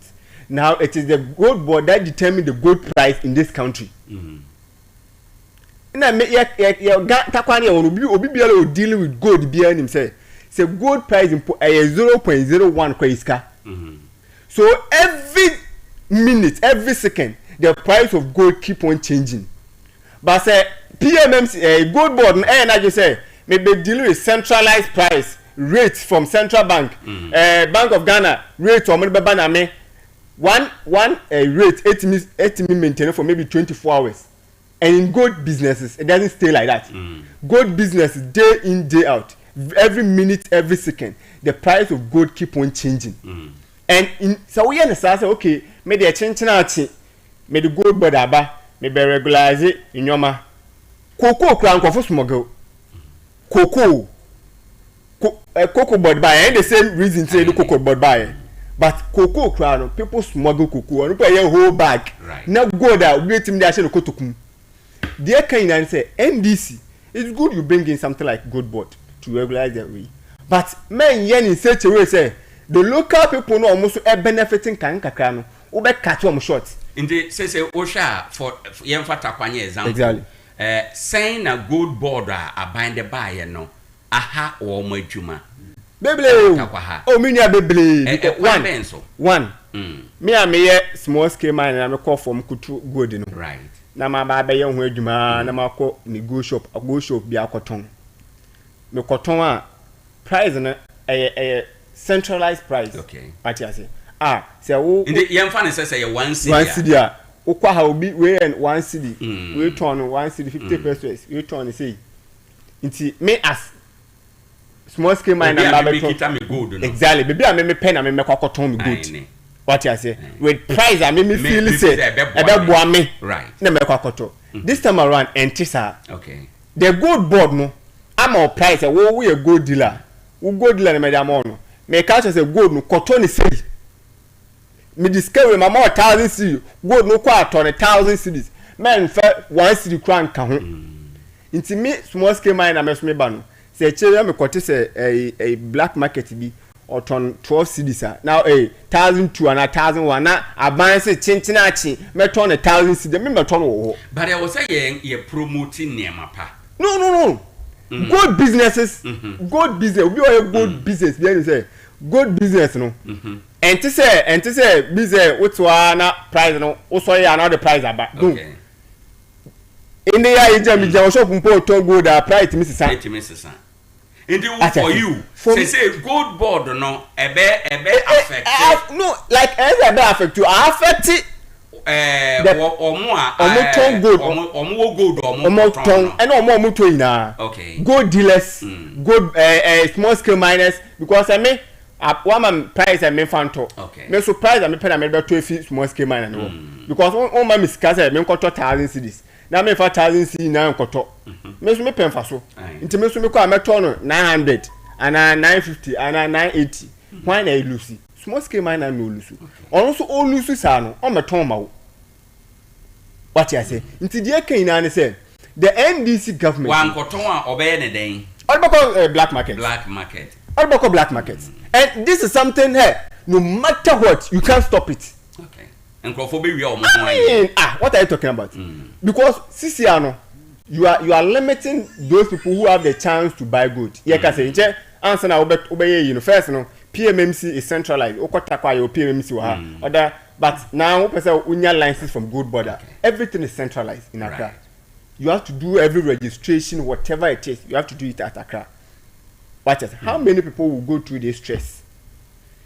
How many people will go through this stress? It is if even if gold board over here centralized, let it come down. The B office will tackle her. No, be also open gold board office in here. Me registration me kwa ha. Because your PMMC wa we closing it down. What's that case new closing it down? PMMC is not working again. Meanwhile, you if you are appointed as CEO of PMMC. PMMC the boarding and send a gold body iba. Into what about a good body? Centralize it, maybe in form. Now gold dealers on what tackle almost super almost person almost call now akonya ton gold near there. Almost mean team go through the process and the inner license nibi. Right. What you say? Yeah, there has to be able to ye ne era Alhassan Kamara ne din komo ye communication team member the man any PP. Ye share said ya wono so abosumi num nie amamu no said yes ya kwa ama no emu nsem bi na obiebie so de ekire ye ewa enche ye bebi ahoma na nso waba na waba beka bi ne waka no ne one ne ya adwen de one no nya adwen ne nyina no betimi afre na wa kire wadwen chief ye nto aso mfi o enom yes ye kan sa no na me catch menu anom ndi so mo takwan so ma say right say ye ka issue about mining na affecting na let's put politics aside and tackle the issue. The member of parliament for Takwa Yusayim, Honorable Shekite Salefu Taylor, is a member of the finance committee in parliament. Now, you can see you're appointing as a member of minerals, a board member of minerals commission. He has an opportunity to influence certain decisions at the top, because your MP, ne kasa ni bibia, kwa mbefa so aye ni mpuntu juma, because ne bosse ba ko is to develop the inner rules of Takwa Yusayim. Say Takwa Yusayim inner rules na aye kwandenda ya hawa maye no obeye. Kwa mbe no befa so obeye obese on mining companies ni betena ase ahihye no maye. Right. What you say? Nti mining companies no we can no yentimi yi omu fie development im. Nti ya MP enya akonya akwatena board so yi. Yesre. Say onka mining companies no so onka omo nsem bi mine. Okay. No mwa. Because NDC no omu preachy omu ye campaign bi as if say Honorable George Mikurika as Deputy Minister for Lands and Natural Resources. What otie me sure say ebuba abana otie say Honorable Kelus you are surprised because a lot of people in Ghana thought say Duka pan we see what happened because the man ye better development there why what you say so ye MP indeed say MP akọ Mineral Commission board so yes. Wo expectation there na o expect also on can be mining companies no yes. Practically there na on can fa wo mo ho a o fo say ye jetum de ye aduma ebeboa a mining community like Takwa me dey ba ko any tax na me kan wasem sa tax dey hia me okay from 1% to 3% like e wo soro ye what Takwa no ye major mining companies Ghana Manganese Company Go Face Ghana Limited Angola Ashanti ye can be associate company responsibility or ye rank here ye be say your last kwa Ghana Manganese Company right here say and a hoso na ye MP no ye dwuma okay why ye dwuma company no match so meaning say onim the difficulties are mining companies name okay what you say right until when your opportunity akwatena minerals commission board so when your opportunity or finance committee in parliament budget ni review when e ko no more pension mu ayi our MP should be able to defend the mining companies at the top level what you say because these mining companies no bear in mind most of them they are multinational companies most of them is not an indigenous company are foreign companies what you say nti ya dey mo ho ha mo so ye local one so okay say okay me dream the whole Ghana ho a one hwe ni Atakwa ye beble right that is what is hindering the development of mining companies Ghana operates a unitary government ye federal state e be ka say the year tunu wa ha ni e development the kru no nke federal government is in Nigeria and western region Takwa ye mble ba ye ni entisa bibia ko central government won wache nti ye MP no wenya akonya akotra minerals commission board so wenya akonya ye part of finance committee minerals commission some of their regulations in a boama small scale mining companies boama good buyers association for no so omo ho aha omo eyi na ye ka say good board any minerals commission we can we the responsibilities and duties of minerals commission no good board na bejimu about 80%. What you say? Nti yeru akwatena board no so ye besere sisi ano no ankasa ditum say Takwa dwuma na enafom and I'm glad say okobe bi okase first and how no can say misi asesa because first no company as say Duka did nothing in Takwa Yusayim but sisi ano so Duka ye bi obeto aso meaning say odu akra ho no hu say enafom sa sikan entire no akwasesa de aba me da say wa bobo ebia nema bi wa aban mu a wani enye ho ebia nye ni nyina no sure but me misa say in the last 5 months from opposition point of view. Dear na who say ye positive ewa ban yi mu. Ana say other negatives bi wo ho nso a de wo here. The positive I've said it everywhere. One of the people they are working for me as our appointees or ministers is the foreign affairs minister, or Yejuma. I mean, let's applaud him for no more year or Yejuma. We hear Nusufua. The zeal of the NDC say, "Ya betchi omo di Ghana sika." Ubi biara we di Ghana sika wan fambra kwanso wa se Ghana sika wa bo Ghana ka say ya betchi sika ne fisa ni panu no whether or MPP ni or NDC ni or hwan. I mean, I agree with it 100%. Right. Say Ghana na over some one by one some Ghana say would be ye. Sure. But the approach because NDC for ye mo bibi I say partisan hunting. But I say me no need the same party it me hunting. No. But ye approaching in such a way say Nippon obey adwuma ma Ghana no abebo Ghana ka. Right. Illegally. Ne ye pese ye de mbra kwan ye de ji. Nti ye fa mbra kwan so ne ye fa and just those people make accountability. Dear when the work who now obeka say anye mbra kwan so. One can for that issue. You see, the man is a former finance minister. Office of the Special Prosecutor. Why your investigation? Right. When we say deals be no contract be a papa sign yen enye no kwan so we bu o man no wa more man aboka why your investigation say we now in law no say me who feel say me accused now frame me say o to no I have the right to remain silent and I'm a boy no correct me pa me kasa until I get to the courtroom right into o freke no frata so me den oba obetimi akasa me nkasa into who evidence take the man to court. What I say? For no court. Na court dem no. Omba me defend we timi defend a court for nka okay. Judge say nka okay. ABCD no contract we are sign here. E say nka o man no enya for so man bo ka.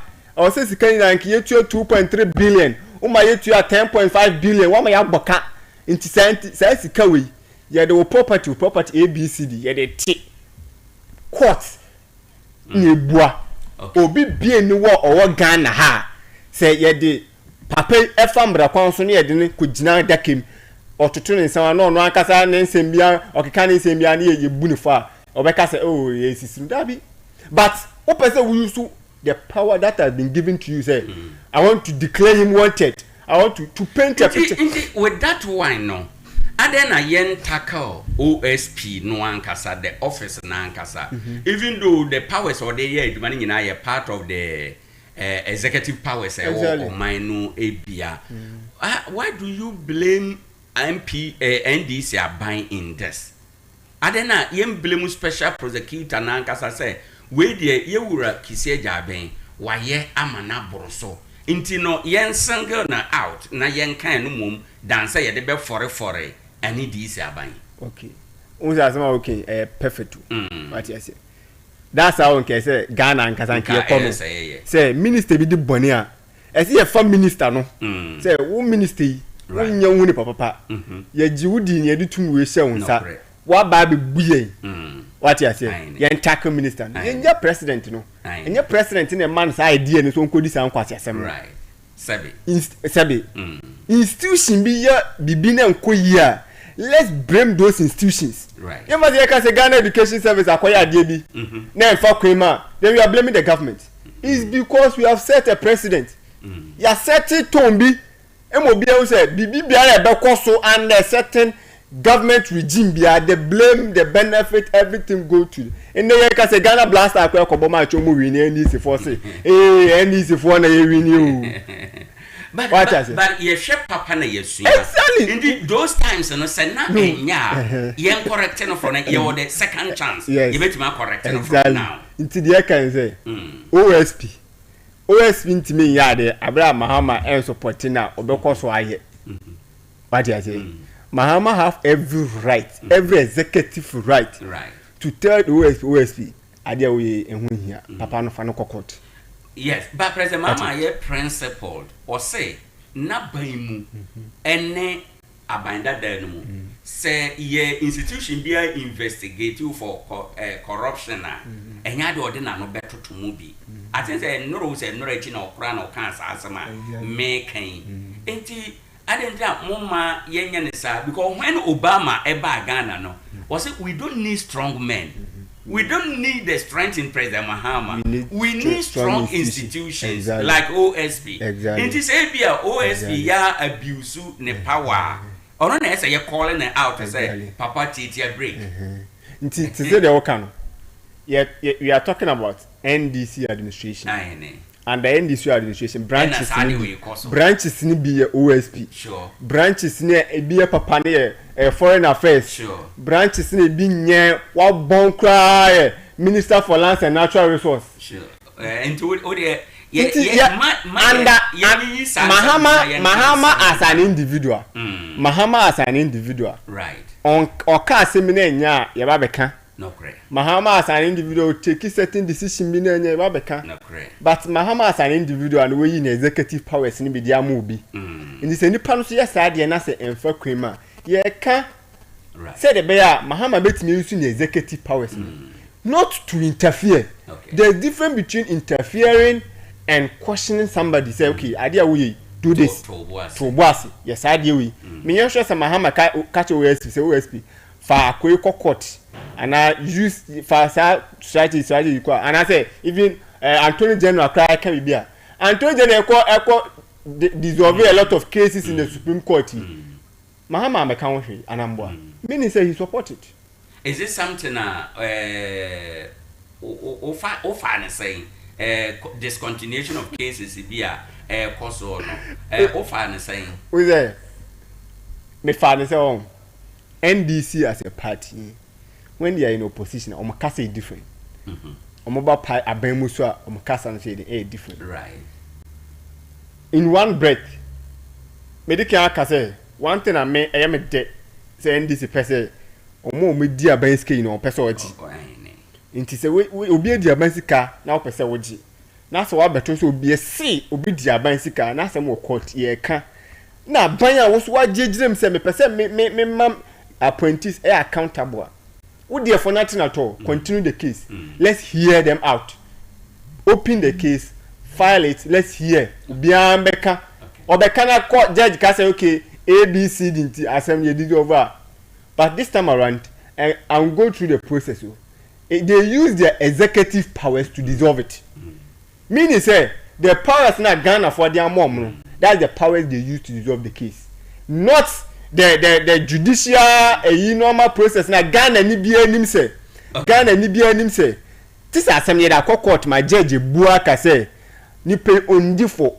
But constitution also ma attorney general say. Obetimi file null process. Exactly. Which means you're interested anymore. So continue cases. Why are you not interested? The constitution anka. Exactly. And the OSP too didn't give us a say because of assembly, I'm not interested in this case. But you see the clause in the constitution, they dissolve the case. What you say? Meaning say, you see the executive powers, the powers that have been given to him by the constitution. No, the yes ask him, or the yes ADEA, or the take his decision. The president, one comment, one country, meaning that he also agree with the Attorney General. What do you think, say, Sabre, the ongoing constitutional review process, no issues of this nature, yen consider a woman, for example. Constitution aka say Attorney General at a point in time betime case bi ko betime file null process kwai aka say onye interested biem oni explanation magana ni bia why or file is why onye interested no nti yen factor that issue no the ongoing constitutional review process. Mene nkofobia omo the school of thought is your certain positions be Ghana you should not leave it for political appointment. BT said the way. BT said Attorney General. BT said Electoral Commission. BT said Chief Justice. Say woman e koye bi to say political appointment party bi obibia have an interest okay what you say right Attorney General position e down he say koye say a president bi obibia no ewo ne Attorney General dey ba nti me president you know dey me aba from a political party what you say because president be our political party or join nti meaning say we are Attorney General na president e no do ba o kan party ho nti the same party no so obi nya asem wo ma e be dey say the same party ni e ba ko bua ne say ko na ko dem nti say if those positions you living out of political appointment e be bua but for now yen ko yen say no say ye constitutional reviewer said these key things should be considered right as part of the constitutional review ni ye kwa say certain key positions should be left out of political appointment ye ka say all those obi anim say speaker of parliament NDC and MPP bi ajizo abamba bi NDC but the role of speaker of parliament and the election of speaker of parliament it's not solely about political appointment what you say and say speaker take a decision bia obi ajitum say yakoto aba no win here a democratic decision what you say into take a decision bia obi ajitum say we anya all do say one way the other you disagree you do this but you jitum say eno ne yato aba no win here okay into certain position we are not necessarily say about to aba but we should leave it out of political appointment okay into ye constitutional review for example you know political upon ye politics every one ye political influence every one bit to say be IGP say yes ye bet to me ama or system na running exactly afro ladder no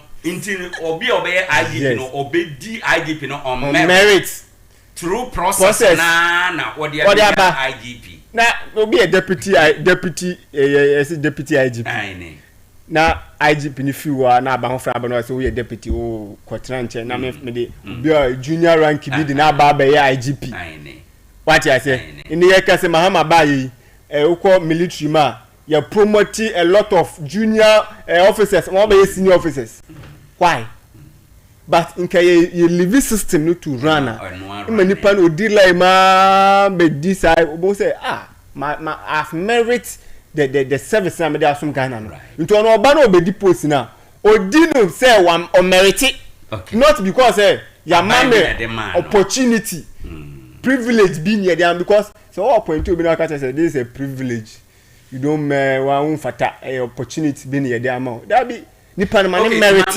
me o two issues am no be di ho nkoma ansana ya ma afrefo na bam ade achia bi adwumadi so na higher sompa 21st clinic o mo na so asene aboa ya ma yedi dwumadi na bra ye dwumadi san ye live e Facebook sompa 101.1 FM and sompa 101.1 FM e YouTube ho nyina ubetime se nyame ya adom a ena nwumre no nwotwe yede erade asem ebebrew ewo afidie eso enti no ya na wahye no enso sa ewo ho ama bibiada etumi akọ enkan kama na asafo ben ene de sa erade asem ebebre yen ewo ha eno yenhye eno nso the Dominion Pentecostal Church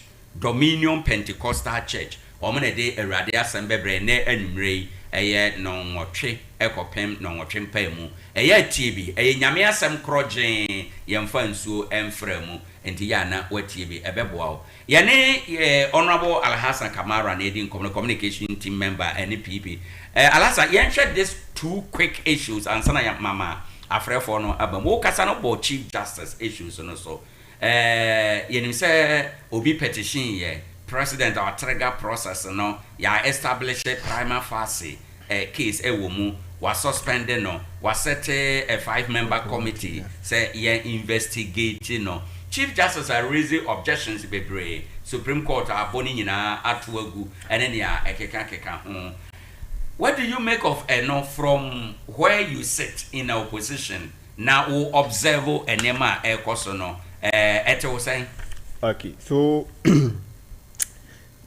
yedi can discuss it nyoma I will say constitutional review consider near Cassette.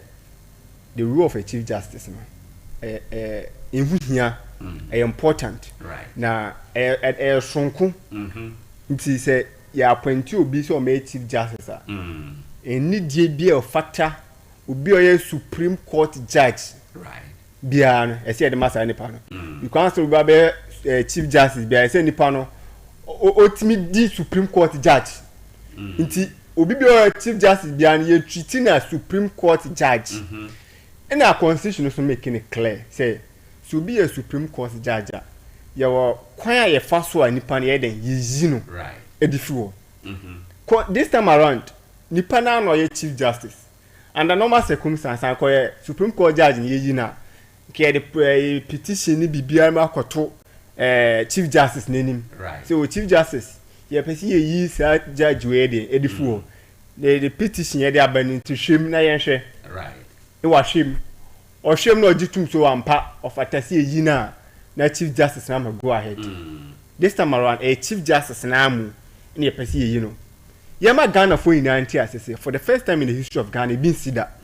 Say aban bi aba no ka say obi chief justice. Right. O company union am reference say oh na mo kra mo ba ye mo be easy. What you say? Na we be some questions BCC say. Inti ye ntimi set good precedents ana. Ye set good precedents no. Ye set good precedents no. Na ye so ye culture so okay. So who person ye set good precedents. Be to say ye for politics and chain. Right. Na nyoma pa ma ha me ye nyina ye mo na baso. Ye for politics and chain na nyoma pa ndi say ban ye ye mo na baso a. Forget it. President also esi. Right. Na ye ade papa. Sure. What you say? E ho no end this for person betti ase sa. Okay. The omo gituma say mo yi isi ye so be yi chief justice. Na the omo ye nyina no, we be like Ghana ni any MPP for ye decision na say na ye adwen hu nyina say no end this for no. Omo person omo yi electoral commission. Edinifuo. Na electoral commission omo edinifuo. Because say chief justice we omu say ye the electoral commission the petition to chief justice n'anima on jintum into the first tennis ye a training for ye a training for we are ye benya akwanya ne abeyi isnefo ye benya akwanya na nkofo bebre omo Ghana ha ye pese ye mo treaty omo ye omo ye betima ye eno na ye in opposition ye feel say that's the reason behind what they are doing. Okay. The reason is not about the well-being of Ghana. Jomu ye bibia ni no e kire se Ghana ho do Ghana ho tema Ghana ho say omo do Ghana do nti no person omo yi chief justice because o hwe petition ye omo de ba ye ya obi say ye ko Supreme Court ni ye di asem na asem ni ye di no maami we no ye oka judges no ho no maami we shout on me or shout go me so because of that nti onye competent nti ye fenji no e say wo hwe petitions ni ma BBB anywhere said because the constitution said it clear. Say one thing the chief justice is when the chief justice becomes incompetent and behavior be interest will be the chief justice. Inti mami attitude ben we show what constitutes incompetence. One has to do with decisions that is being taken by the chief justice. What you say? Okay, chief justice by we take certain decisions. Chief justice by wakakan sembia emfata. Chief justice by why you too partisan? We jina simpioso the president natem. We jina simpioso a campaign tier way. We jina simpioso yes I deal with a chese mami dabi because evans are symbiose. No be just same way the fa rebeboa na chief justice nko ase yemfa b no be na mama ya na atem ya chinchina obi adi tum say na asem enye de right because Ghana aside say me lawyer ni no I have a brain and we have what we call logical reasoning, critical thinking. I can reason and know that say oboma suma ebone enye mbra na be kire say obi wo bi sika ebone so the chief justice ni ye no we in opposition we feel say there are a lot of things so a bit to say edubuahin ne se me course on you kwani asabi me for instance me who file or media allegations or media when I'm say if it indeed is true, say money or yes, I'm married and one year. One instance has to do with foreign affairs. IT guy, your embassy, we are Okuja to black way. I've been on other sister radio stations to condemn it. Say, you don't do that as an appointee. Say, yeah, appointee now on for bring your home crackers. It is wrong. It is unacceptable. Okay. Your certain decision will take you. Be a determined. Ampa. Sad the way there. The Chief Justice removal, no, NDC for making it. They are making it partisan based.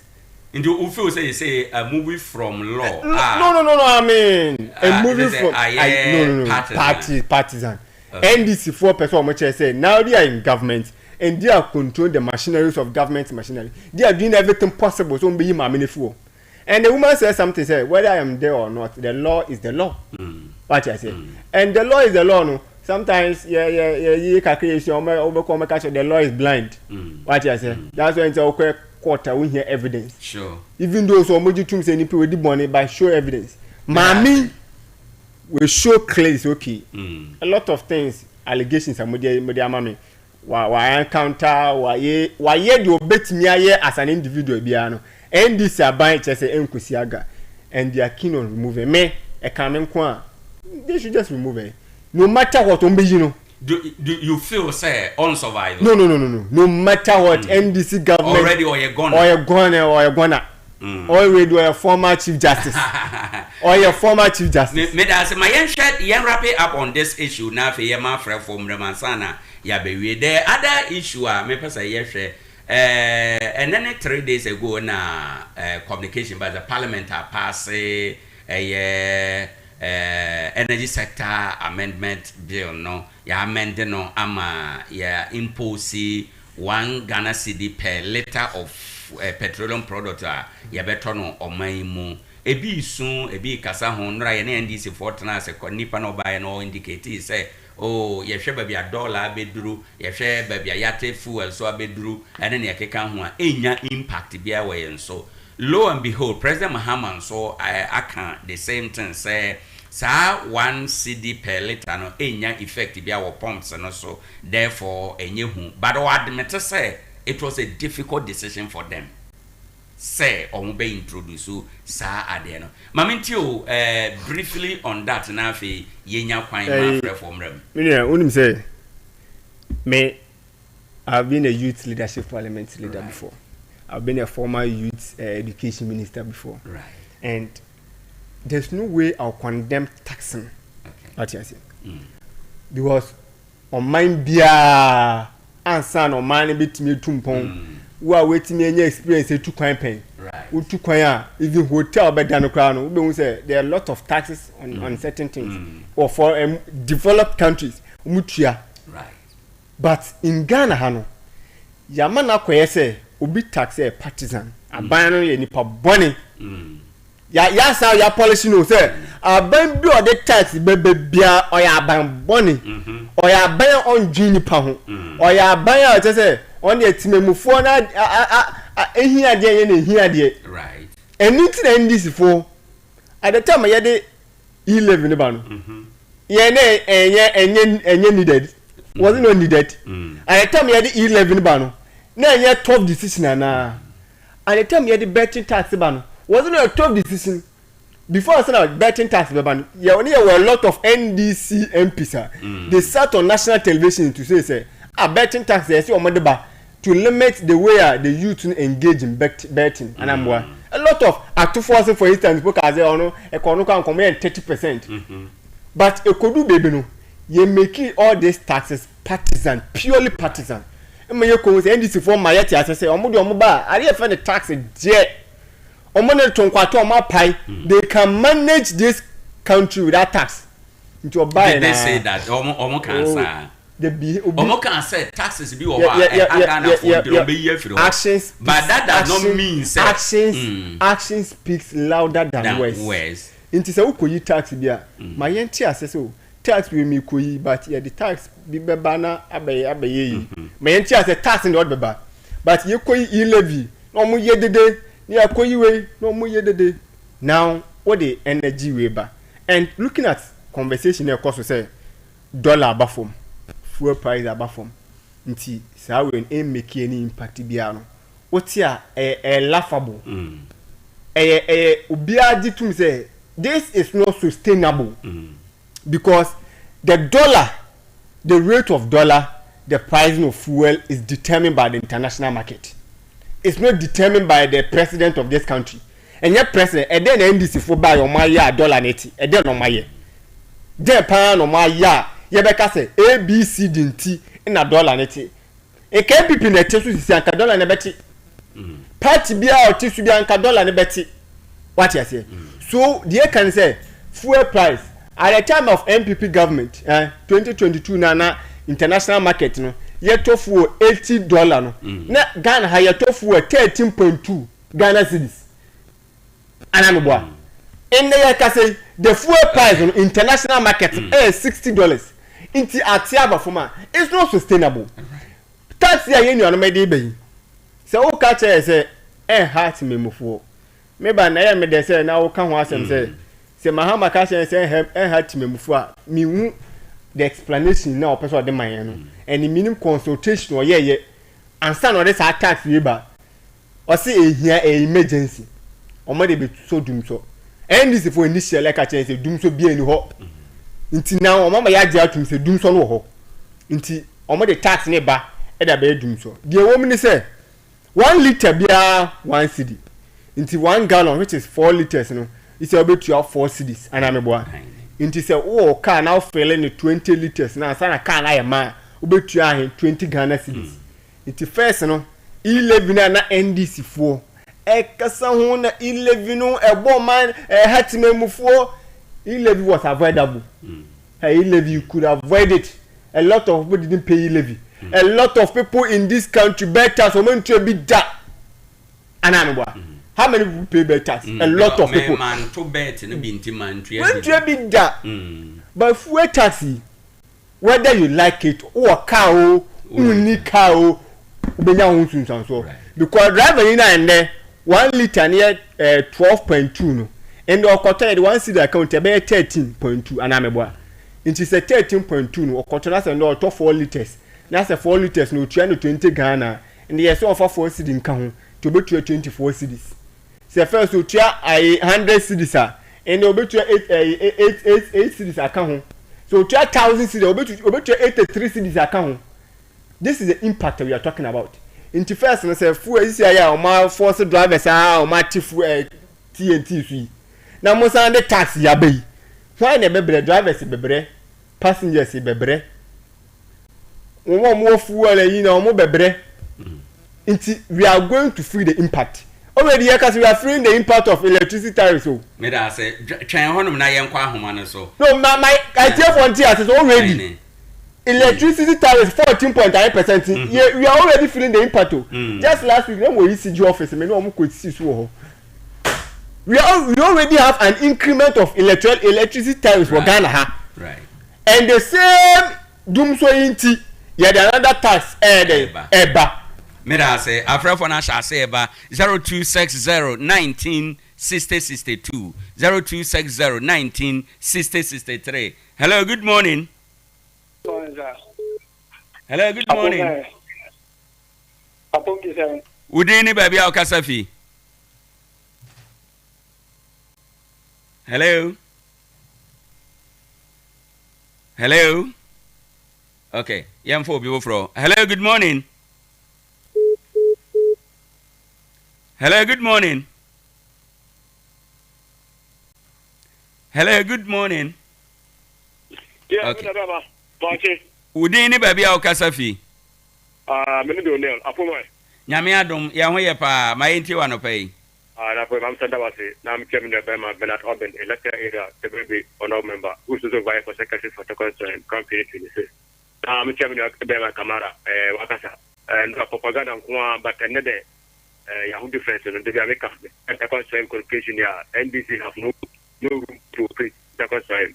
Which is some many Kamara Kano you ba ko you don't say na and President Mama okaka say that one Ghana city FN mission living or to so ha Ghana for President Mama ya do say nya wa Ghana for na to binim na to ba ma and okaka say one Ghana city calculate 10 liters and 20 liters and 30 liters of 1 city I say I say, Minabema, no, I can't say 1 Ghana to the Bia, I don't know. Ghana for an eye, 28 Ghana for my 500, but that's enough for your coupon. Yes, yeah, that's a baby, Ube Frena, Wabasubi. Good morning. Good morning. Udeni baby au kasafi. I will never miss that. Meda say openi yanko yenti wano pay. I bet anything you Kamala, and you can do the yeah, some Kamala Karewa. Don't you anything else you did in the yeah, some of them. So, 10 years back in there, anything almost the general public is in million here. But that, yeah, Pamela Kazay, Manufacture, this year, until the other engineer, so it's in on the great review. Oh, the great review is General Kazay. I'm in Yajuma. I'm moving your mama wants to do. Get on good board block and I want to say, oh, this is something I want. I'll pay back. 7 months, 8 months, I think 1 year. Only the one to say, but I'm good body. He must say to Coco. He must to Coco. Coco, must say to Coco. That's a America on to ma. Who are to Udi Coco? Who you have to be other. I'm a good body now for you. It's a way to take out for yourself for much. No one can say, do it. I get a senior Beno. So I got it's me who said, I do live on a system. Nobody man Ghana for the Ghana for where them go away the way. One can say if you upgrade it. Now, I didn't know so. You never came to master. Only you. Yada Sibebre also in Yamentana 026019 6062 026019 6063. Oh, friend, Wabaso, Wababechere, Wadrin, and Anopay, and Koma Yedi in Sena also Wadrin a year war. ADEA AKYE ABIA Jumadi so enie Yegusua kakran kakra ye ko yenima ADEA AKYE eye munsem ena yede ema wo sena wonso usi efa enkomoi sena wonso usi ete ase at 9:30 yebe sorry entino uremu a yebe fa wadrenche kamara na o mayen o final word wo ha enom bra ye boabo ye ho apone obi uremu a yebe fa hyem ye bre na aso yeah. So, yeah, can say on. Any other man is for buy initiate a lot of programs. I say, and one program I create the Jumara program. I never say a sentence when say you're different between launching a program and implementing a program. A Jumara program here and this for launching. You miss say what is the budget allocation for it? Seed money near then. And like what is the plan? Okay. Launching your mal launch you. Implementation aka what I say we ye no tufuwa ye nua no man this for na now the dan kwakofo Dr. Mahmoud Baumia the free education by omo kan hosem but in the free sanitary pad omo kwache mama mbisa wo what has been the impact no like ye mbisa won sa question. What has been the impact of that launching? Okay. That money na require self launching, no, you require self sanitary pad no. Entimi see classroom block. Tebetimi. Sa launching no entimi to school being kwala on exam fee. Ebetimi. Inti sa sanitary pad ye kwa NDC aban person ye bibia ma Ghana for who say why ye bibi ni impact no he. Ti see e ka say ndey ti Akwala Oko School JHS 3 Akwala, what has been the impact of this launching? Nobody knows. So the clear direction of the NDC party, we don't know what you say. Ye kani na me di wie say oba Takwa Nswayema. Takwa Nswayema is one of the biggest constituencies in the Western region. We have 438 communities, 30 electoral areas. Honorable George Mekuruka, the former member of parliament, see young can't Takwa for in MPP man I say. Let's give NDC the time. Right. 4 years down the line, we are coming to compare. And coming to compare, no be and the two me say, yeah, the honorable do can do my power in 4 years, 8 years. Ever compare NDC 4 years. We compare and contrast, okay, Takwa for say a new face, a new face. And then the new face are new face no buy. What has been the impact? Impact near day. Right. Inner rules in ya na job opportunities in Omaka, some of my youth in ya no munyan. Teachers from what Takwa what has been their well-being. Okay. The classrooms. I think that Mabea moving forward, one of these days you give me the chance. So okay. Under the former leadership, what was the impact? And I'm sure that at the end of the day, you know, some of us, we can off here mention a lot of people.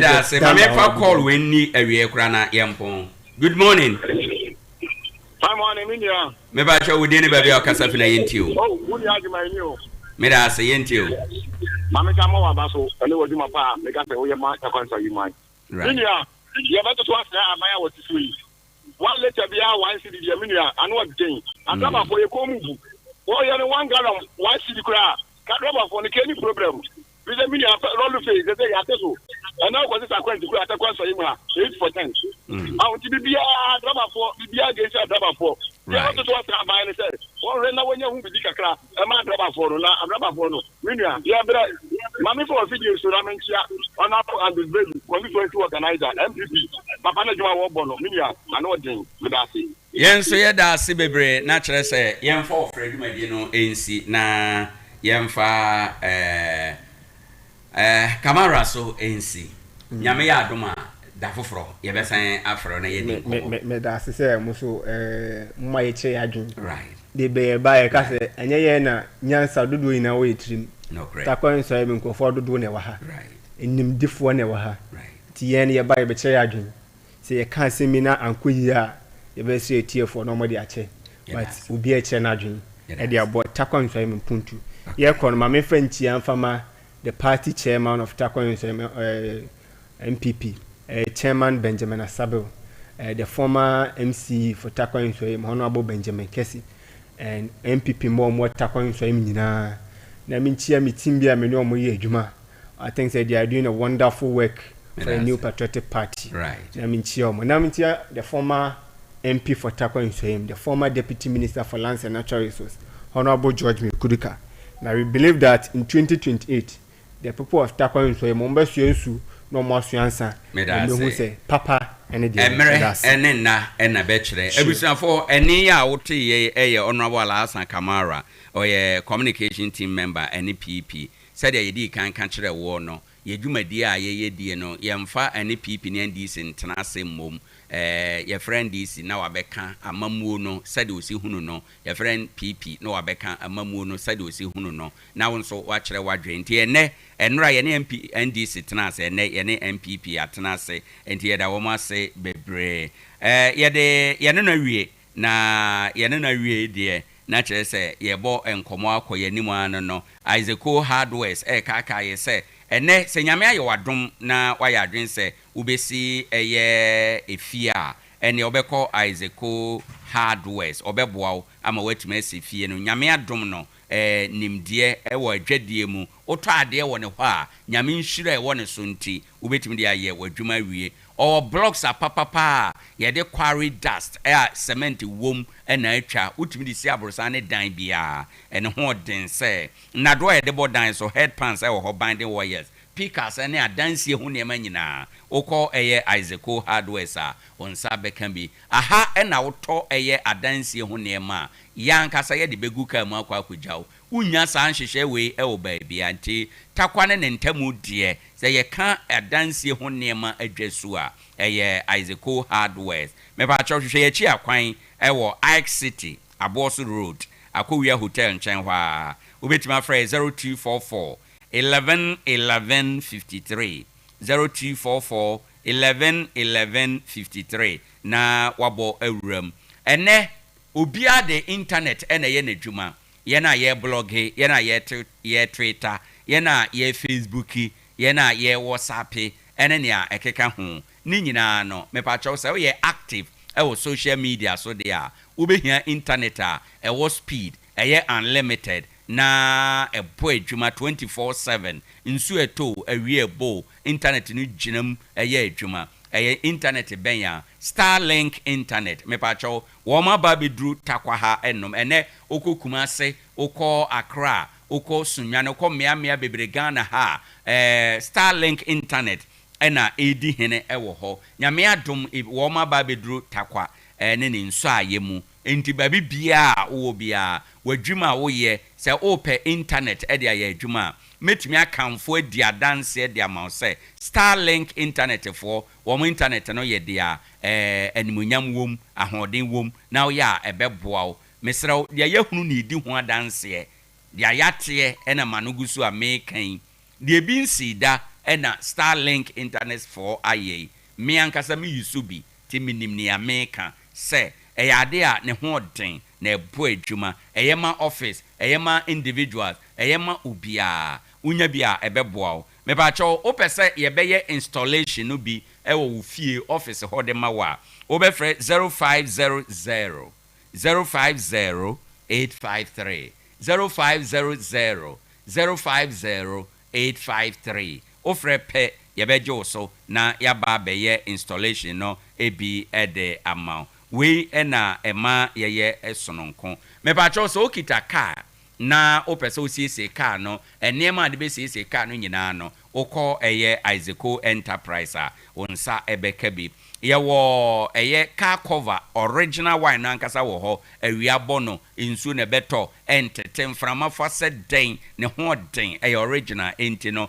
entete da ebebo car no ho eban afi car mu tape ahodo nyina ene woofer no yewo ni nyina bi Android de no ni nyina bi ewo ho car jack no hydraulic de no yewo 5 ekosi 50 tons ni nyina kese ne nketoa original seat covers ewo ho car carpet ewo ho insu etoi wiper no ewo say ye sharp ye adwuma nkasa yewo ni nyina bi eba no battery a every 9 plate ekosi 21 plate yeto ni nyina bi ewo Isaac Enterprise o car no mamunye hwam air fresher ewo ho ebebo nsu ebetoi se wanya air fresher car mu be style bi wo de car no ko bo nsu na wanya adaje ma anho a emu be style bi ya de se air fresher papa no den kama na ebebo fire extinguisher e so nya bi atorenchen bremu wo de car nam o ha bi ba wo de no be so anu kopem se odumja adwumayefo ebeba abeso mu enti mesero bomoden na pebi car bi wo ho a nisu no dede nko a ese nikanika mesraw se opese wo car engine eche na enante boko onte asem bia akire dede bia de a se wo man engine oil papa na engine oil papa e wo Ghana se say Total Shell and a Seahorse ni nyina da okọ eye Isaac Enterprise a obeton obenya biato hwehwe ye chi akwan wo Takwa Bogos Junction ya ne Mobic filling station di animhwe frey 0550 251 600 0550 251 600 na wafreyen wone ye ne edi enkita ho a ebetume aboa wo enyamesem ma yete ase se gidie firi nyame asem tie mu na eba eno nti eya na watie ugidie ne sen edwumadi a yedie ewo sompa adwuma kwasia da nwumere nonson pai mu kopem nonkono eya tie bi ebeboaw ama unimdie mu ado ebeboaw ama ugidie mu ato entina eya tie bi kwasia da wei asema edaba maso a yedi hon komo ene se awade dodo eye bone ewa awurade anim ana ugidie wo ho yesen se emma behihye sumase atwempena emmema behihye sumase atwempena ene ese bema ware no oto awade so oyere kuma wadwene kyereze enye nchen se obehye sumase atwempena ene ne keka ho enti ye bisa se awade dodo eye bone ana kwasiada wei anwumere nonso empaimu na wahia yene asofo ene wona wogidi ahodo nananom ene muslimifo yene wo nyina na tenase na ye kyere adwen ewo ha onso beba na waba be kyere wadwen afei ene ye yawada anwumere nonwotwe ekopem nonwotwe empaimu Dominion Pentecostal